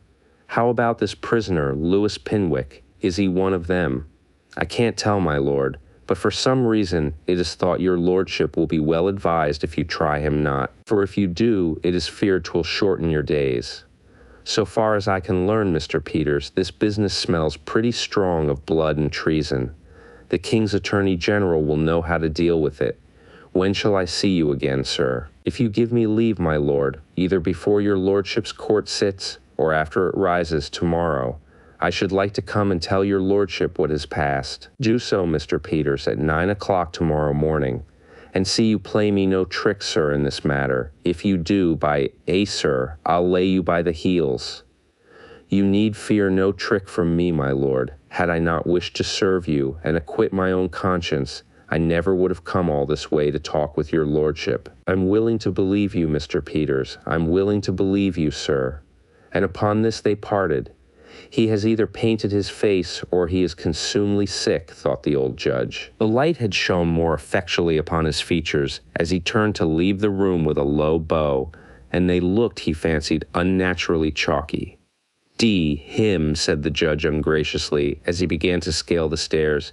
He has half spoiled my supper. But if he had, no one but the judge himself perceived it, and the evidence was all, as any one might perceive, the other way. Louis Pinwick. In the meantime, the footman dispatched in pursuit of Mr. Peters speedily overtook that feeble gentleman. The old man stopped when he heard the sound of pursuing steps, but any alarms that may have crossed his mind seemed to disappear on his recognizing the livery. He very gratefully accepted the proffered assistance and placed his tremulous arm within the servant's for support. They had not gone far, however, when the old man stopped suddenly, saying, Dear me, as I live, I have dropped it. You heard it fall. My eyes, I fear, won't serve me, and I'm unable to stoop low enough. But if you will look, you shall have half the find. It is a guinea. I carried it in my glove. The street was silent and deserted. The footman had hardly descended to what he termed his hunkers, and begun to search the pavement about the spot which the old man indicated, when Mr. Peters, who seemed very much exhausted and breathed with difficulty, struck him a violent blow from above over the back of the head with a heavy instrument, and then another, and leaving him bleeding and senseless in the gutter, ran like a lamplighter down a lane to the right and was gone. When, an hour later, the watchman brought the man in livery home, still stupid and covered with blood, Judge Harbottle cursed his servant roundly, swore he was drunk, threatened him with an indictment for taking bribes to betray his master, and cheered him with a perspective of the broad street leading from the Old Bailey to Tyburn, the cart's tail, and the hangman's lash. Notwithstanding this demonstration, the judge was pleased. It was a disguised affidavit man, or footpad, no doubt, who had been employed to frighten him. The trick had fallen through. A court of appeal, such as the false Hugh Peters had indicated, with assassination for its sanction, would be an uncomfortable institution for a hanging judge like the Honorable Justice Harbottle. That sarcastic and ferocious administrator of the Criminal Code of England, at that time a rather pharisaical, bloody, and heinous system of justice, had reasons of his own for choosing to try that very Louis Pinwick, on whose behalf this audacious trick was devised. Try him he would. No man living should take that morsel out of his mouth. Of Louis Pinwick, of course, so far as the outer world could see, he knew nothing. He would try him after his fashion, without fear, favor, or affection. But did he not remember a certain thin man dressed in mourning, in whose house in Shrewsbury the judge's lodgings used to be, until a scandal of his ill-treating his wife came suddenly to light? A grocer with a demure look, a soft step, and a lean face as dark as mahogany, with a nose sharp and long, standing ever so little awry, and a pair of dark, steady brown eyes under thinly traced black brows. A man whose thin lips wore always a faint, unpleasant smile. Had not that scoundrel an account to settle with the judge? Had he not been troublesome lately? And was not his name Lewis Penwick, sometime grocer in Shrewsbury, and now prisoner in the jail of that town? The reader may take it, if he pleases, as a sign that Judge Harbottle was a good Christian, that he suffered nothing ever from remorse. That was undoubtedly true. He had nevertheless done this grocer, forger, what you will, some 5 or 6 years before, a grievous wrong. But it was not that, but a possible scandal, and possible complications that troubled the learned judge now. Did he not, as a lawyer, know that to bring a man from his shop to the dock, the chances must be at least 99 out of 100 that he is guilty? A weak man like his learned brother Withershins was not a judge to keep the high road safe and make crime tremble. Old Judge Harbottle was the man to make the evil-disposed quiver, and to refresh the world with showers of wicked blood, and thus save the innocent, to the refrain of the ancient saw he loved to quote, "Foolish pity ruins a city." In hanging that fellow he could not be wrong. The eye of a man accustomed to look upon the dock could not fail to read villain written sharp and clear in his plotting face.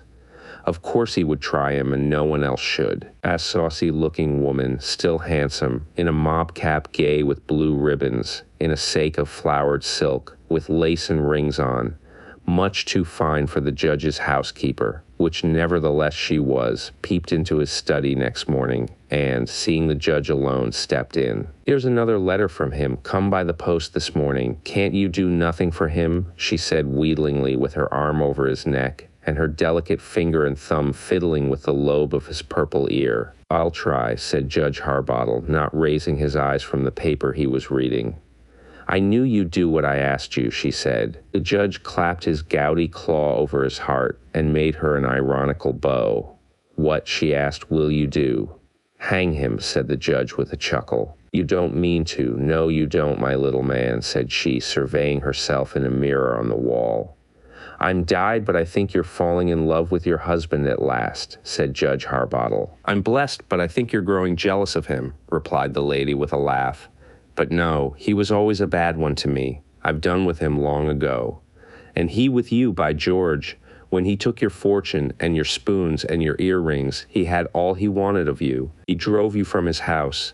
And when he discovered you had made yourself comfortable and found a good situation, he'd have taken your guineas and your silver and your earrings over again, and then allowed you 6 years more to make a new harvest for his mill. You don't wish him good. If you say you do, you lie." She laughed, a wicked, saucy laugh, and gave the terrible Rhadamanthus a playful tap on the chops. "He wants me to send him money to fee a counselor," she said, while her eyes wandered over the pictures on the wall and back again to the looking-glass. And certainly she did not look as if his jeopardy troubled her very much. "Confound his impudence, the scoundrel," thundered the old judge, throwing himself back in his chair as he used to do in furore on the bench, and the lines of his mouth looked brutal, and his eyes ready to leap from their sockets. "If you answer his letter from my house to please yourself, you'll write your next from somebody else's to please me. You understand, my pretty witch, I'll not be pestered. Come, no pouting. Whimpering won't do. You don't care a brass farthing for the villain, body or soul. You came here but to make a row. You are one of Mother Carey's chickens, and where you come, the storm is up. Get you gone, baggage. Get you gone," he repeated with a stamp, for a knock at the hall door made her instantaneous disappearance indispensable. I need hardly say that the venerable Hugh Peters did not appear again. The judge never mentioned him, but oddly enough, considering how he laughed to scorn the weak invention which he had blown into dust at the very first puff, His white-wigged visitor and the conference in the dark front parlor was often in his memory. His shrewd eye told him that, allowing for change of tints and such, disguises as the playhouse affords every night, the features of this false old man, who had turned out too hard for his tall footman, were identical with those of Louis Pynewek. Judge Harbottle made his registrar call upon the Crown Solicitor and tell him that there was a man in town who bore a wonderful resemblance to a prisoner in Shrewsbury jail named Louis Pynewek, and to make inquiry through the post forthwith whether anyone was personating Pynewek in prison, and whether he had thus or otherwise made his escape. The prisoner was safe, however, and no question as to his identity. Interruption in court. In due time, Judge Harbottle went circuit, and in due time the judges were in Shrewsbury. News traveled slowly in those days, and newspapers like the wagons and stagecoaches took matters easily. Mrs. Pynewek, in the judge's house, with a diminished household, the greater part of the judge's servants having gone with him, for he had given up riding circuit and traveled in his coach in state, kept house rather solitarily at home, in spite of quarrels, in spite of mutual injuries, some of them inflicted by herself enormous, in spite of a married life of spited bickerings, a life in which there seemed no love or liking or forbearance for years. Now that Pynewek stood in near danger of death, something like remorse came suddenly upon her. She knew that in Shrewsbury were transacting the scenes which were to determine his fate. She knew she did not love him, but she could not have supposed, even a fortnight before, that the hour of suspense could have affected her so powerfully. She knew the day on which the trial was expected to take place. She could not get it out of her head for a minute. She felt faint as it drew towards evening. 2 or 3 days passed, and then she knew that the trial must be over by this time. There were floods between London and Shrewsbury, and news was long delayed. She wished the floods would last forever. It was dreadful waiting to hear, dreadful to know that the event was over, and that she could not hear till self-willed rivers subsided. Dreadful to know that they must subside and the news come at last. She had some vague trust in the judge's good nature, and much in the resources of chance and accident. She had contrived to send the money he wanted. He would not be without legal advice and energetic and skilled support. At last the news did come, a long arrear all in a gush, a letter from a female friend in Shrewsbury, a return of the sentences sent up for the judge, and most important, because most easily got at, being told with great aplomb and brevity, the long-deferred intelligence of the Shrewsbury Assizes in the Morning Advertiser, like an impatient reader of a novel, who reads the last page first. She read with dizzy eyes the list of the executions.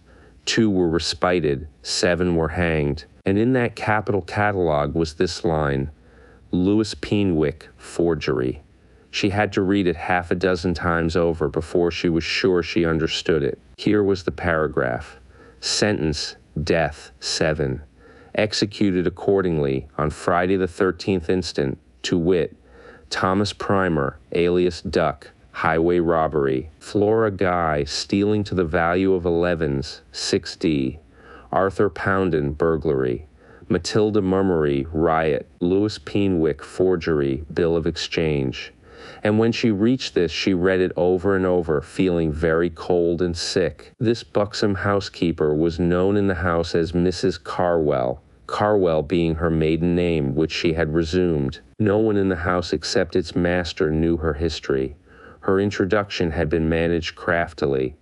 No one suspected that it had been concerted between her and the old reprobate in scarlet and ermine. Flora Carwell ran up the stairs now and snatched her little girl, hardly 7 years of age, whom she met on the lobby, hurriedly up in her arms, and carried her into her bedroom, without well knowing what she was doing, and sat down, placing the child before her. She was not able to speak. She held the child before her, and looked in the little girl's wondering face, and burst into tears of horror. She thought, the judge could have saved him. I dare say he could. For a time she was furious with him, and hugged and kissed her bewildered little girl, who returned her gaze with large round eyes. That little girl had lost her father, and knew nothing of the matter. She'd been always told that her father was dead long ago. A woman, coarse, uneducated, vain, and violent, does not reason or even feel very distinctly. But in these tears of consternation were mingling a self-upbraiding. She felt afraid of that little child. But Mrs. Carwell was a person who lived not upon sentiment, but upon beef and pudding. She consoled herself with punch. She did not trouble herself long even with resentments.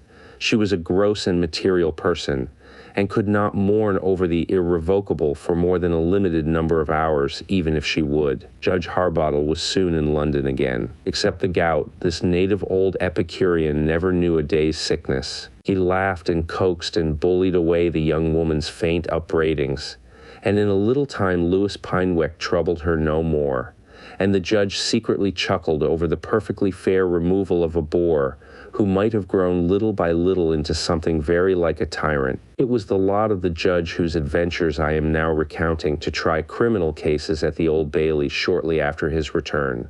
He had commenced his charge to the jury in a case of forgery, and was, after his wont, thundering dead against the prisoner, with many a hard aggravation and cynical gibe, when suddenly all died away in silence, and instead of looking at the jury, the eloquent judge was gaping at some person in the body of the court. Among the persons of small importance who stand and listen at the sides was one tall enough to show with a little prominence, a slight mean figure, dressed in seedy black, lean and dark of visage. He had just handed a letter to the crier before he caught the judge's eye. That judge described to his amazement the features of Louis Pynewek. He has the usual faint, thin-lipped smile, and with his blue chin raised in air, and as it seemed quite unconscious of the distinguished notice he has attracted, he was stretching his low cravat with his crooked fingers, while he slowly turned his head from side to side, a process which enabled the judge to see distinctly a stripe of swollen blue round his neck, which indicated, he thought, the grip of the rope. This man, with a few others, had got a footing on a step from which he could better see the court. He now stepped down, and the judge lost sight of him. His lordship signed energetically with his hand in the direction in which this man had vanished. He turned to the tipstaff. His first effort to speak ended in a gasp. He cleared his throat and told the astounded official to arrest that man who had interrupted the court. He's but this moment gone down there. Bring him in custody before me within 10 minutes' time, or I'll strip your gown from your shoulders and find the sheriff, he thundered, while his eyes flashed around the court in search of the functionary. Attorneys, counselors, idle spectators gazed in the direction in which Mr. Justice Harbottle had shaken his gnarled old hand. They compared notes. Not one had seen anyone making a disturbance. They asked one another if the judge was losing his head. Nothing came of the search. His lordship concluded his charge a great deal more tamely, and when the jury retired, he stared round the court with a wandering mind, and looked as if he would not have given sixpence to see the prisoner hanged. Caleb Searcher. The judge had received the letter. Had he known from whom it came, he would no doubt have read it instantaneously. As it was, he simply read the direction, to the Honorable the Lord Justice Elijah Harbottle, one of His Majesty's Justices of the Honorable Court of Common Pleas. It remained forgotten in his pocket till he reached home. When he pulled out that and others from the capacious pocket of his coat, it had its turn, as he sat in his library in his thick silk dressing gown. And then he found its contents to be a closely written letter in a clerk's hand, and an enclosure in secretary hand, as I believe the angular scrivenary of law writings in those days was termed, engrossed on a bit of parchment about the size of this page. The letter said, Mr. Justice Harbottle, my lord, I am ordered by the High Court of Appeal to acquaint your lordship, in order to your better preparing yourself for your trial, that a true bill hath been sent down, and the indictment lieth against your lordship for the murder of one Louis Pynewek of Shrewsbury, citizen, wrongfully executed for the forgery of a bill of exchange on the day of last, by reason of the willful perversion of the evidence and the undue pressure put upon the jury, together with the illegal admission of evidence by your lordship, well knowing the same to be illegal, by all which the promoter of the prosecution of the said indictment before the High Court of Appeal hath lost his life. And the trial of the said indictment, I am farther ordered to acquaint your lordship, is fixed for the 10th day of next ensuing, by the Right Honorable the Lord Chief Justice TWOFOLD, of the court aforesaid, to wit, the High Court of Appeal, on which day it will most certainly take place. And I am farther to acquaint your lordship, to prevent any surprise or miscarriage, that your case stands first for the said day, and that the said High Court of Appeal sits day and night and never rises. And herewith, by order of the said court, I furnish your lordship with a copy extract of the record in this case, except of the indictment, whereof notwithstanding the substance and effect is supplied to your lordship in this notice. And farther I am to inform you, that in case the jury then to try your lordship should find you guilty, the Right Honorable the Lord Chief Justice will, in passing sentence of death upon you, fix the day of execution for the 10th day of next, being 1 calendar month from the day of your trial. It was signed by Caleb Searcher, officer of the Crown Solicitor in the Kingdom of Life and Death. The judge glanced through the parchment. Splud, do they think a man like me is to be bamboozled by their buffoonery? The judge's coarse features were wrung into one of his sneers, but he was pale. Possibly, after all, there was a conspiracy on foot. It was queer. Did they mean to pistol him in his carriage, or did they only aim at frightening him? Judge Harbottle had more than enough of animal courage.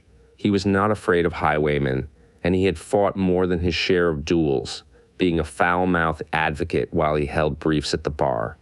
No one questioned his fighting qualities. But with respect to this particular case of Pynnewick, he lived in a house of glass.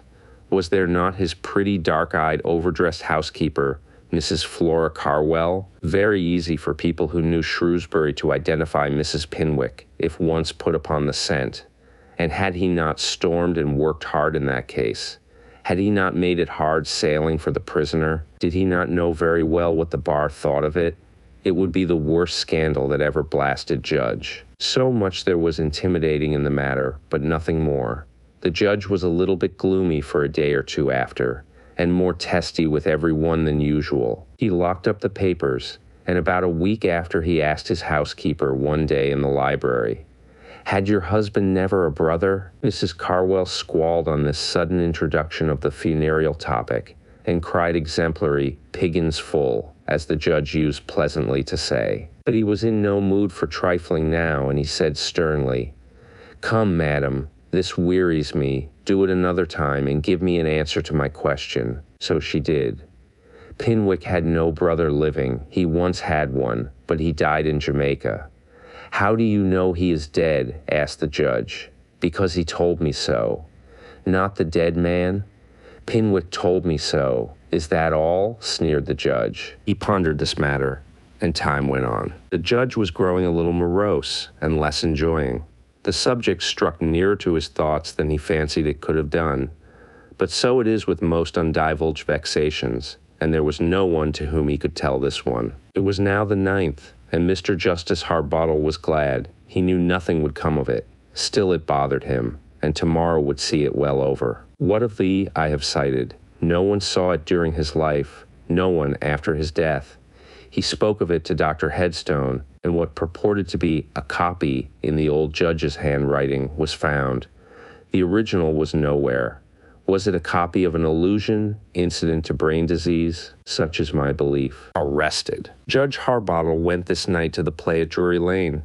He was one of those old fellows who care nothing for late hours, and occasional knocking about in pursuit of pleasure. He had appointed with 2 cronies of Lincoln's Inn to come home in his coach with him to sup after the play. They were not in his box, but were to meet him near the entrance, and to get into his carriage there, and Mr. Justice Harbottle, who hated waiting, was looking a little impatiently from the window. The judge yawned. He told the footman to watch for Councillor Thavies and Councillor Beller, who were coming, and, with another yawn, he laid his cocked hat on his knees, closed his eyes, leaned back in his corner, wrapped his mantle closer about him, and began to think of pretty Mrs. Abington. And being a man who could sleep like a sailor at a moment's notice, he was thinking of taking a nap. Those fellows had no business to keep a judge waiting. He heard their voices now. Those rake hell counselors were laughing and bantering and sparring after their wont. The carriage swayed and jerked as one got in, and then again as the other followed. The door clapped, and the coach was now jogging and rumbling over the pavement. The judge was a little bit sulky. He did not care to sit up and open his eyes. Let them suppose he was asleep. He heard them laugh with more malice than good humor, he thought, as they observed it. He would give them a diger hard knock or two when they got to his door. Until then he would counterfeit his nap. The clocks were chiming 12. Beller and Thavies were silent as tombstones. They were generally loquacious and merry rascals. The judge suddenly felt himself roughly seized and thrust from his corner into the middle of the seat, and opening his eyes, instantly he found himself between his two companions. Before he could blurt out the oath that was at his lips, he saw that they were two strangers, evil-looking fellows, each with a pistol in his hand, and dressed like Bow Street officers. The judge clutched at the check string. The coach pulled up. He stared about him. They were not among houses, but through the windows, under a broad moonlight, he saw a black moor stretching lifelessly from right to left, with rotting trees, pointing fantastic branches in the air, standing here and there in groups, as if they held up their arms and twigs like fingers, in horrible glee at the judge's coming. A footman came to the window. He knew his long face and sunken eyes. He knew it was Dingley Chuff, 15 years ago a footman in his service, whom he had turned off at a moment's notice, in a burst of jealousy, and indicted for a missing spoon. The man had died in prison of the jail fever. The judge drew back in utter amazement. His armed companions signed mutely, and they were again gliding over this unknown moor. The bloated and gouty old man, in his horror, considered the question of resistance, but his athletic days were long over.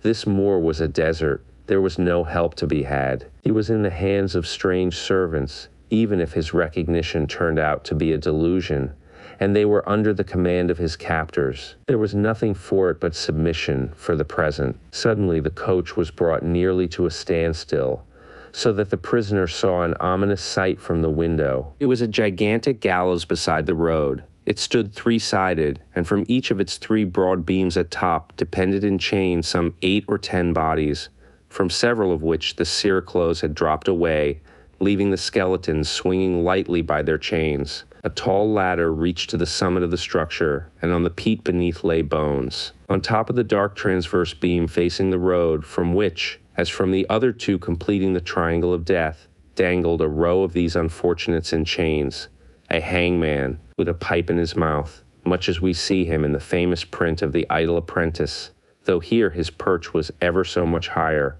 was reclining at his ease and listlessly shying bones, from a little heap at his elbow, at the skeletons that hung round, bringing down now a rib or two, now a hand, now half a leg. A long-sighted man could have discerned that he was a dark fellow, lean, and from continually looking down on the earth from the elevation over which, in another sense, he always hung, his nose, his lips, his chin were pendulous and loose, and drawn down into a monstrous grotesque. This fellow took his pipe from his mouth on seeing the coach, stood up, and cut some solemn capers high on his beam, and shook a new rope in the air, crying with a voice high and distant as the call of a raven hovering over a gibbet, a rope for Judge Harbottle. The coach was now driving on at its old swift pace. So high a gallows as that, the judge had never, even in his most hilarious moments, dreamed of. He thought he must be raving, and the dead footman, he shook his ears and strained his eyelids. But if he was dreaming, he was unable to awake himself. There was no good in threatening these scoundrels. A brutum fulmen might bring a real one on his head, any submission to get out of their hands, and then heaven and earth he would move to unearth and hunt them down. Suddenly they drove round a corner of a vast white building, and under a porte cochere, Chief Justice TWOFOLD. The judge found himself in a corridor lighted with dingy oil lamps, the walls of bare stone. It looked like a passage in a prison. His guards placed him in the hands of other people. Here and there he saw bony and gigantic soldiers passing to and fro, with muskets over their shoulders. They looked straight before them, grinding their teeth in bleak fury, with no noise but the clank of their shoes. He saw these by glimpses, round corners, and at the ends of passages, but he did not actually pass them by. And now, passing under a narrow doorway, he found himself in the dock, confronting a judge in his scarlet robes in a large courthouse. There was nothing to elevate this temple of Themis above its vulgar kind elsewhere. Dingy enough it looked, in spite of candles lighted in decent abundance. A case had just closed, and the last juror's back was seen escaping through the door in the wall of the jury box. There were some dozen barristers, some fiddling with pen and ink, others buried in briefs, some beckoning, with the plumes of their pens, to their attorneys, of whom there were no lack. There were clerks toing and froing, and the officers of the court, and the registrar who was handing up a paper to the judge, and the tipstaff who was presenting a note at the end of his wand to a king's counsel over the heads of the crowd between. If this was the High Court of Appeal, which never rose day or night, it might account for the pale and jaded aspect of everybody in it. An air of indescribable gloom hung upon the pallid features of all the people here. No one ever smiled. All looked more or less secretly suffering. "The king against Elijah Harbottle," shouted the officer. "Is the appellant Louis PYNEWECK in court?" asked Chief Justice TWOFOLD in a voice of thunder that shook the woodwork of the court and boomed down the corridors. Up stood PYNEWECK from his place at the table. "Arraign the prisoner," roared the chief, and Judge Harbottle felt the panels of the dock round him, and the floor, and the rails quiver in the vibrations of that tremendous voice. The prisoner, in limine, objected to this pretended court as being a sham and non-existent in point of law, and then that, even if it were a court constituted by law, the judge was growing dazed. It had not and could not have any jurisdiction to try him for his conduct on the bench.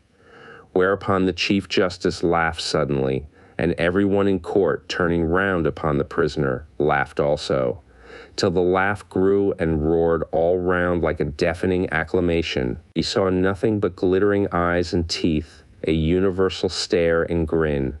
But though all the voices laughed, not a single face of all those that concentrated their gaze upon him looked like a laughing face.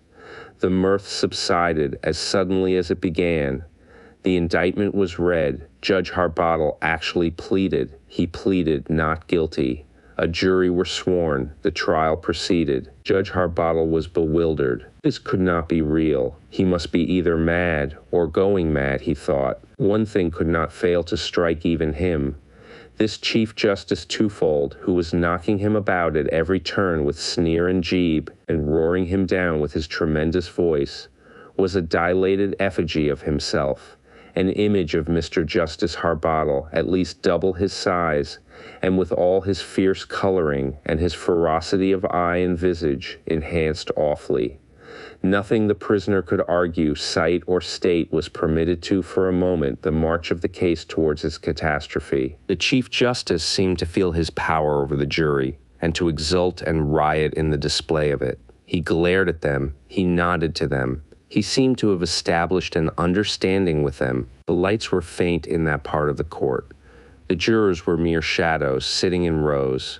The prisoner could see a dozen pair of white eyes shining coldly out of the darkness. And whenever the judge in his charge, which was contemptuously brief, nodded and grinned and gibed, the prisoner could see in the obscurity, by the dip of all these rows of eyes together, that the jury nodded in acquiescence. And now the charge was over. The huge Chief Justice leaned back, panting and gloating on the prisoner. Everyone in the court turned about and gazed with steadfast hatred on the man in the dock. From the jury box, where the 12 sworn brethren were whispering together, a sound in the general stillness like a prolonged hiss was heard. And then, in answer to the challenge of the officer, "How say you, gentlemen of the jury, guilty or not guilty?" came in a melancholy voice the finding, "Guilty." The place seemed to the eyes of the prisoner to grow gradually darker and darker, till he could discern nothing distinctly but the lumen of the eyes that were turned upon him from every bench and side and corner and gallery of the building. The prisoner doubtless thought that he had quite enough to say and conclusive why sentence of death should not be pronounced upon him. But the Lord Chief Justice puffed it contemptuously away like so much smoke, and proceeded to pass sentence of death upon the prisoner, having named the 10th of the ensuing month for his execution. Before he had recovered the stun of this ominous farce, in obedience to the mandate, remove the prisoner, he was led from the dock. The lamps seemed all to have gone out, and there were stoves and charcoal fires here and there that threw a faint crimson light on the walls of the corridors through which he passed. The stones that composed them looked now enormous, cracked and unhewn. He came into a vaulted smithy, where two men, naked to the waist, with heads like bulls, round shoulders, and the arms of giants, were welding red-hot chains together with hammers that pelted like thunderbolts. They looked on the prisoner with fierce red eyes and rested on their hammers for a minute, and said the elder to his companion, "Take out Elijah Harbottle's gyves." And with a pincers he plucked the end which lay dazzling in the fire from the furnace. "One end locks," said he, taking the cool end of the iron in one hand, while with the grip of a vice he seized the leg of the judge and locked the ring round his ankle. "The other," he said with a grin, "is welded." The iron band that was to form the ring for the other leg lay still red-hot upon the stone floor, with brilliant sparks sporting up and down its surface. His companion in his gigantic hands seized the old judge's other leg and pressed his foot immovably to the stone floor, while his senior, in a twinkling, with a masterly application of pincers and hammer, sped the glowing bar round his ankle so tight that the skin and sinews smoked and bubbled again, and old Judge Harbottle uttered a yell that seemed to chill the very stones and make the iron chains quiver on the wall. Chains, vaults, smiths, and smithy all vanished in a moment, but the pain continued. Mr. Justice Harbottle was suffering torture all round the ankle on which the infernal smiths had just been operating. His friends Thavies and Beller were startled by the judge's roar in the midst of their elegant trifling about a marriage a la mode case which was going on. The judge was in panic as well as pain. The street lamps and the light of his own hall door restored him. "I'm very bad," growled he between his set teeth. "My foot's blazing. Who was he that hurt my foot? 'Tis the gout," he said, awaking completely. "How many hours have we been coming from the playhouse? Splud, what has happened on the way? I've slept half the night." There had been no hitch or delay, and they had driven home at a good pace. The judge, however, was in gout. He was feverish, too, and the attack, though very short, was sharp, and when in about a fortnight it subsided, his ferocious joviality did not return. He could not get this dream, as he chose to call it, out of his head. Somebody has got into the house. People remarked that the judge was in the vapors. His doctor said he should go for a fortnight to Buxton. Whenever the judge fell into a brown study, he was always conning over the terms of the sentence pronounced upon him in his vision. "In 1 calendar month from the date of this day," and then the usual form, "and you shall be hanged by the neck till you are dead, N.C. That will be the 10th. I'm not much in the way of being hanged. I know what stuff dreams are, and I laugh at them. But this is continually in my thoughts, as if it forecast misfortune of some sort. I wish the day my dream gave me were past and over. I wish I were well purged of my gout. I wish I were as I used to be. 'Tis nothing but vapors, nothing but a maggot." The copy of the parchment and letter which had announced his trial with many a snort and sneer he would read over and over again, and the scenery and people of his dream would rise about him in places the most unlikely, and steal him in a moment from all that surrounded him into a world of shadows. The judge had lost his iron energy and banter. He was growing taciturn and morose. The bar remarked the change, as well they might. His friends thought him ill. The doctor said he was troubled with hypochondria, and that his gout was still lurking in his system, and ordered him to that ancient haunt of crutches and chalkstones, Buxton. The judge's spirits were very low. He was frightened about himself, and he described to his housekeeper, having sent for her to his study to drink a dish of tea, his strange dream in his drive home from Drury Lane Playhouse. He was sinking into the state of nervous dejection in which men lose their faith in orthodox advice and in despair consult quacks, astrologers, and nursery storytellers. Could such a dream mean that he was to have a fit and so die on the 10th? She did not think so. On the contrary, it was certain some good luck must happen on that day. The judge kindled, and for the first time for many days he looked for a minute or two like himself, and he tapped her on the cheek with a hand that was not in flannel. Oddsbud, Oddsheart, you dear rogue, I had forgot. There is young Tom, Yellow Tom, my nephew, you know, lies sick at Harrogate. Why shouldn't he go that day as well as another? And if he does, I get an estate by it. Why, looky, I asked Dr. Headstone yesterday if I was like to take a fit any time, and he laughed and swore I was the last man in town to go off that way. The judge sent most of his servants down to Buxton to make his lodgings and all things comfortable for him. He was to follow in a day or two. It was now the 9th, and the next day well over, he might laugh at his visions and auguries. On the evening of the 9th, Dr. Headstone's footman knocked at the judge's door. The doctor ran up the dusky stairs to the drawing room. It was a March evening, near the hour of sunset, with an east wind whistling sharply through the chimney stacks. A wood fire blazed cheerily on the hearth, and Judge Harbottle, in what was then called a brigadier wig with his red roquelaure on, helped the glowing effect of the darkened chamber, which looked red all over like a room on fire. The judge had his feet on a stool, and his huge, grim purple face confronted the fire and seemed to pant and swell as the blaze alternately spread upward and collapsed. He had fallen again among his blue devils, and was thinking of retiring from the bench, and of 50 other gloomy things. But the doctor, who was an energetic son of Aesculapius, would listen to no croaking, told the judge he was full of gout, and in his present condition no judge even of his own case, but promised him leave to pronounce on all those melancholy questions a fortnight later. In the meantime, the judge must be very careful. He was overcharged with gout, and he must not provoke an attack, till the waters of Buxton should do that office for him in their own salutary way. The doctor did not think him perhaps quite so well as he pretended, for he told him he wanted rest, and would be better if he went forthwith to his bed. Mr. Girningham, his valet, assisted him, and gave him his drops, and the judge told him to wait in his bedroom till he should go to sleep. 3 persons that night had specially odd stories to tell. The housekeeper had got rid of the trouble of amusing her little girl at this anxious time by giving her leave to run about the sitting rooms and look at the pictures in china, on the usual condition of touching nothing.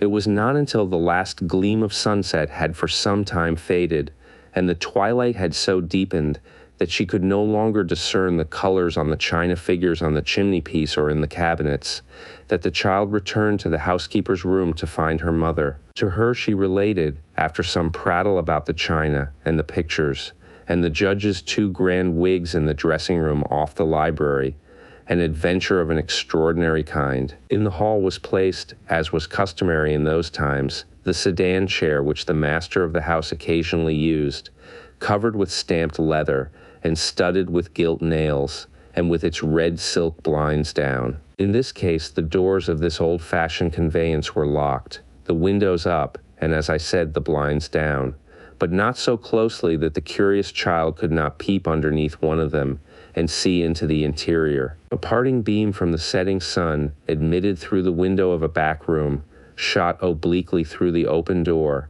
and lighting on the chair, shone with a dull transparency through the crimson blind. To her surprise, the child saw in the shadow a thin man dressed in black seated in it. He had sharp, dark features. His nose, she fancied, a little awry, and his brown eyes were looking straight before him.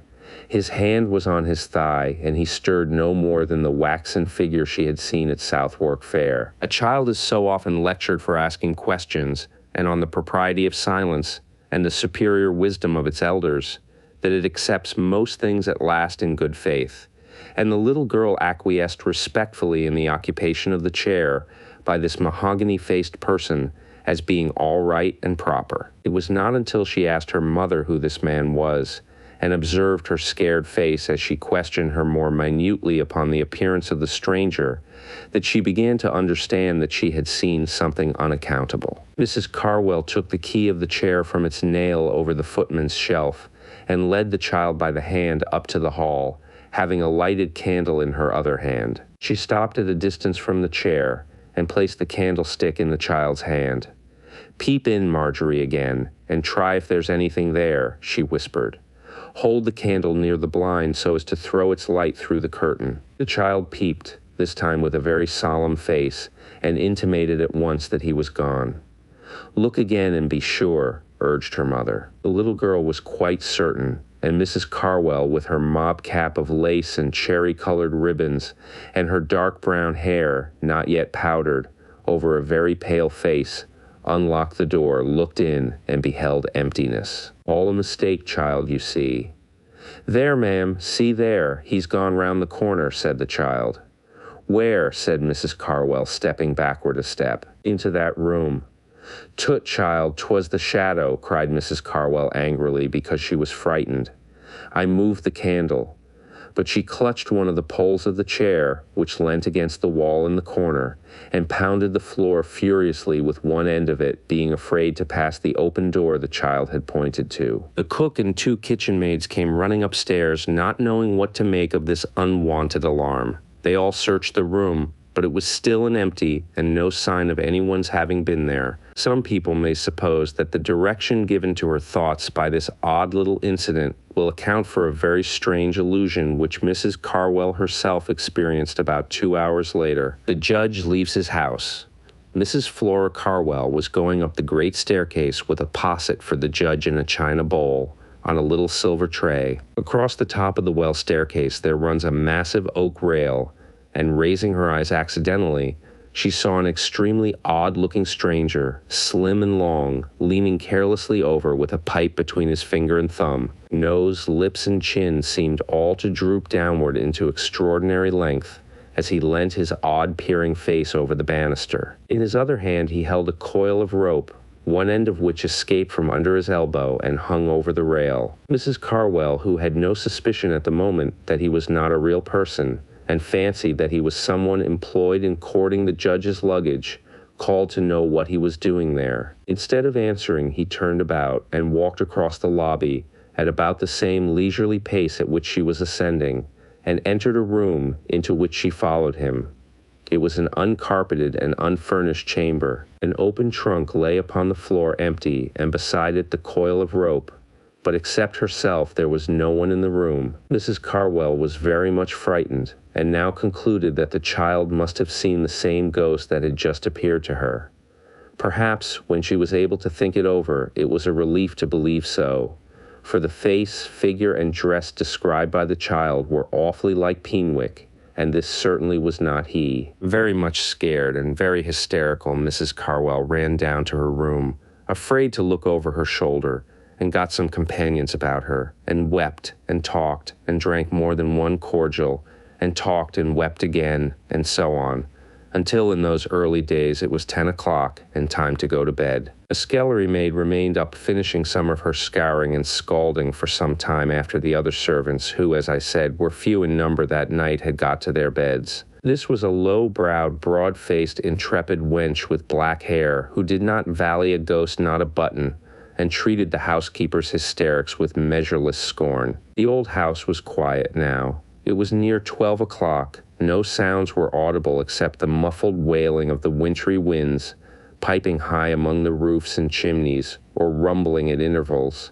in under gusts through the narrow channels of the street. The spacious solitudes of the kitchen level were awfully dark, and this skeptical kitchen wench was the only person now up and about in the house. She hummed tunes to herself for a time, and then stopped and listened, and then resumed her work again. At last she was destined to be more terrified than even was the housekeeper. There was a back kitchen in this house, and from this she heard, as if coming from below its foundations, a sound like heavy strokes that seemed to shake the earth beneath her feet, sometimes a dozen in sequence at regular intervals, sometimes fewer. She walked out softly into the passage, and was surprised to see a dusky glow issuing from this room, as if from a charcoal fire. The room seemed thick with smoke. Looking in, she very dimly beheld a monstrous figure over a furnace, beating with a mighty hammer the rings and rivets of a chain. The strokes, swift and heavy as they looked, sounded hollow and distant. The man stopped and pointed to something on the floor that, through the smoky haze, looked, she thought, like a dead body. She remarked no more, But the servants in the room close by, startled from their sleep by a hideous scream, found her in a swoon on the flags, close to the door where she had just witnessed this ghastly vision. Startled by the girl's incoherent asseverations that she had seen the judge's corpse on the floor, two servants, having first searched the lower part of the house, went rather frightened upstairs to inquire whether their master was well. They found him, not in his bed, but in his room. He had a table with candles burning at his bedside, and was getting on his clothes again, and he swore and cursed at them roundly in his old style, telling them that he had business, and that he would discharge on the spot any scoundrel who should dare to disturb him again. So the invalid was left to his quietude. In the morning it was rumored here and there in the street that the judge was dead. A servant was sent from the house 3 doors away by Counselor Traverse to inquire at Judge Harbottle's hall door. The servant who opened it was pale and reserved, and would only say that the judge was ill. He had a dangerous accident. Dr. Headstone had been with him at 7 o'clock in the morning. There were averted looks, short answers, pale and frowning faces, and all the usual signs that there was a secret that sat heavily upon their minds, and the time for disclosing which had not yet come.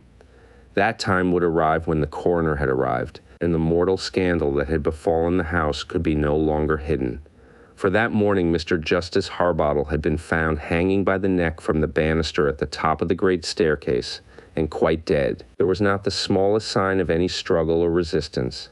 There had not been heard a cry or any other noise in the slightest degree indicative of violence. There was medical evidence to show that in his atrabilious state it was quite on the cards that he might have made away with himself.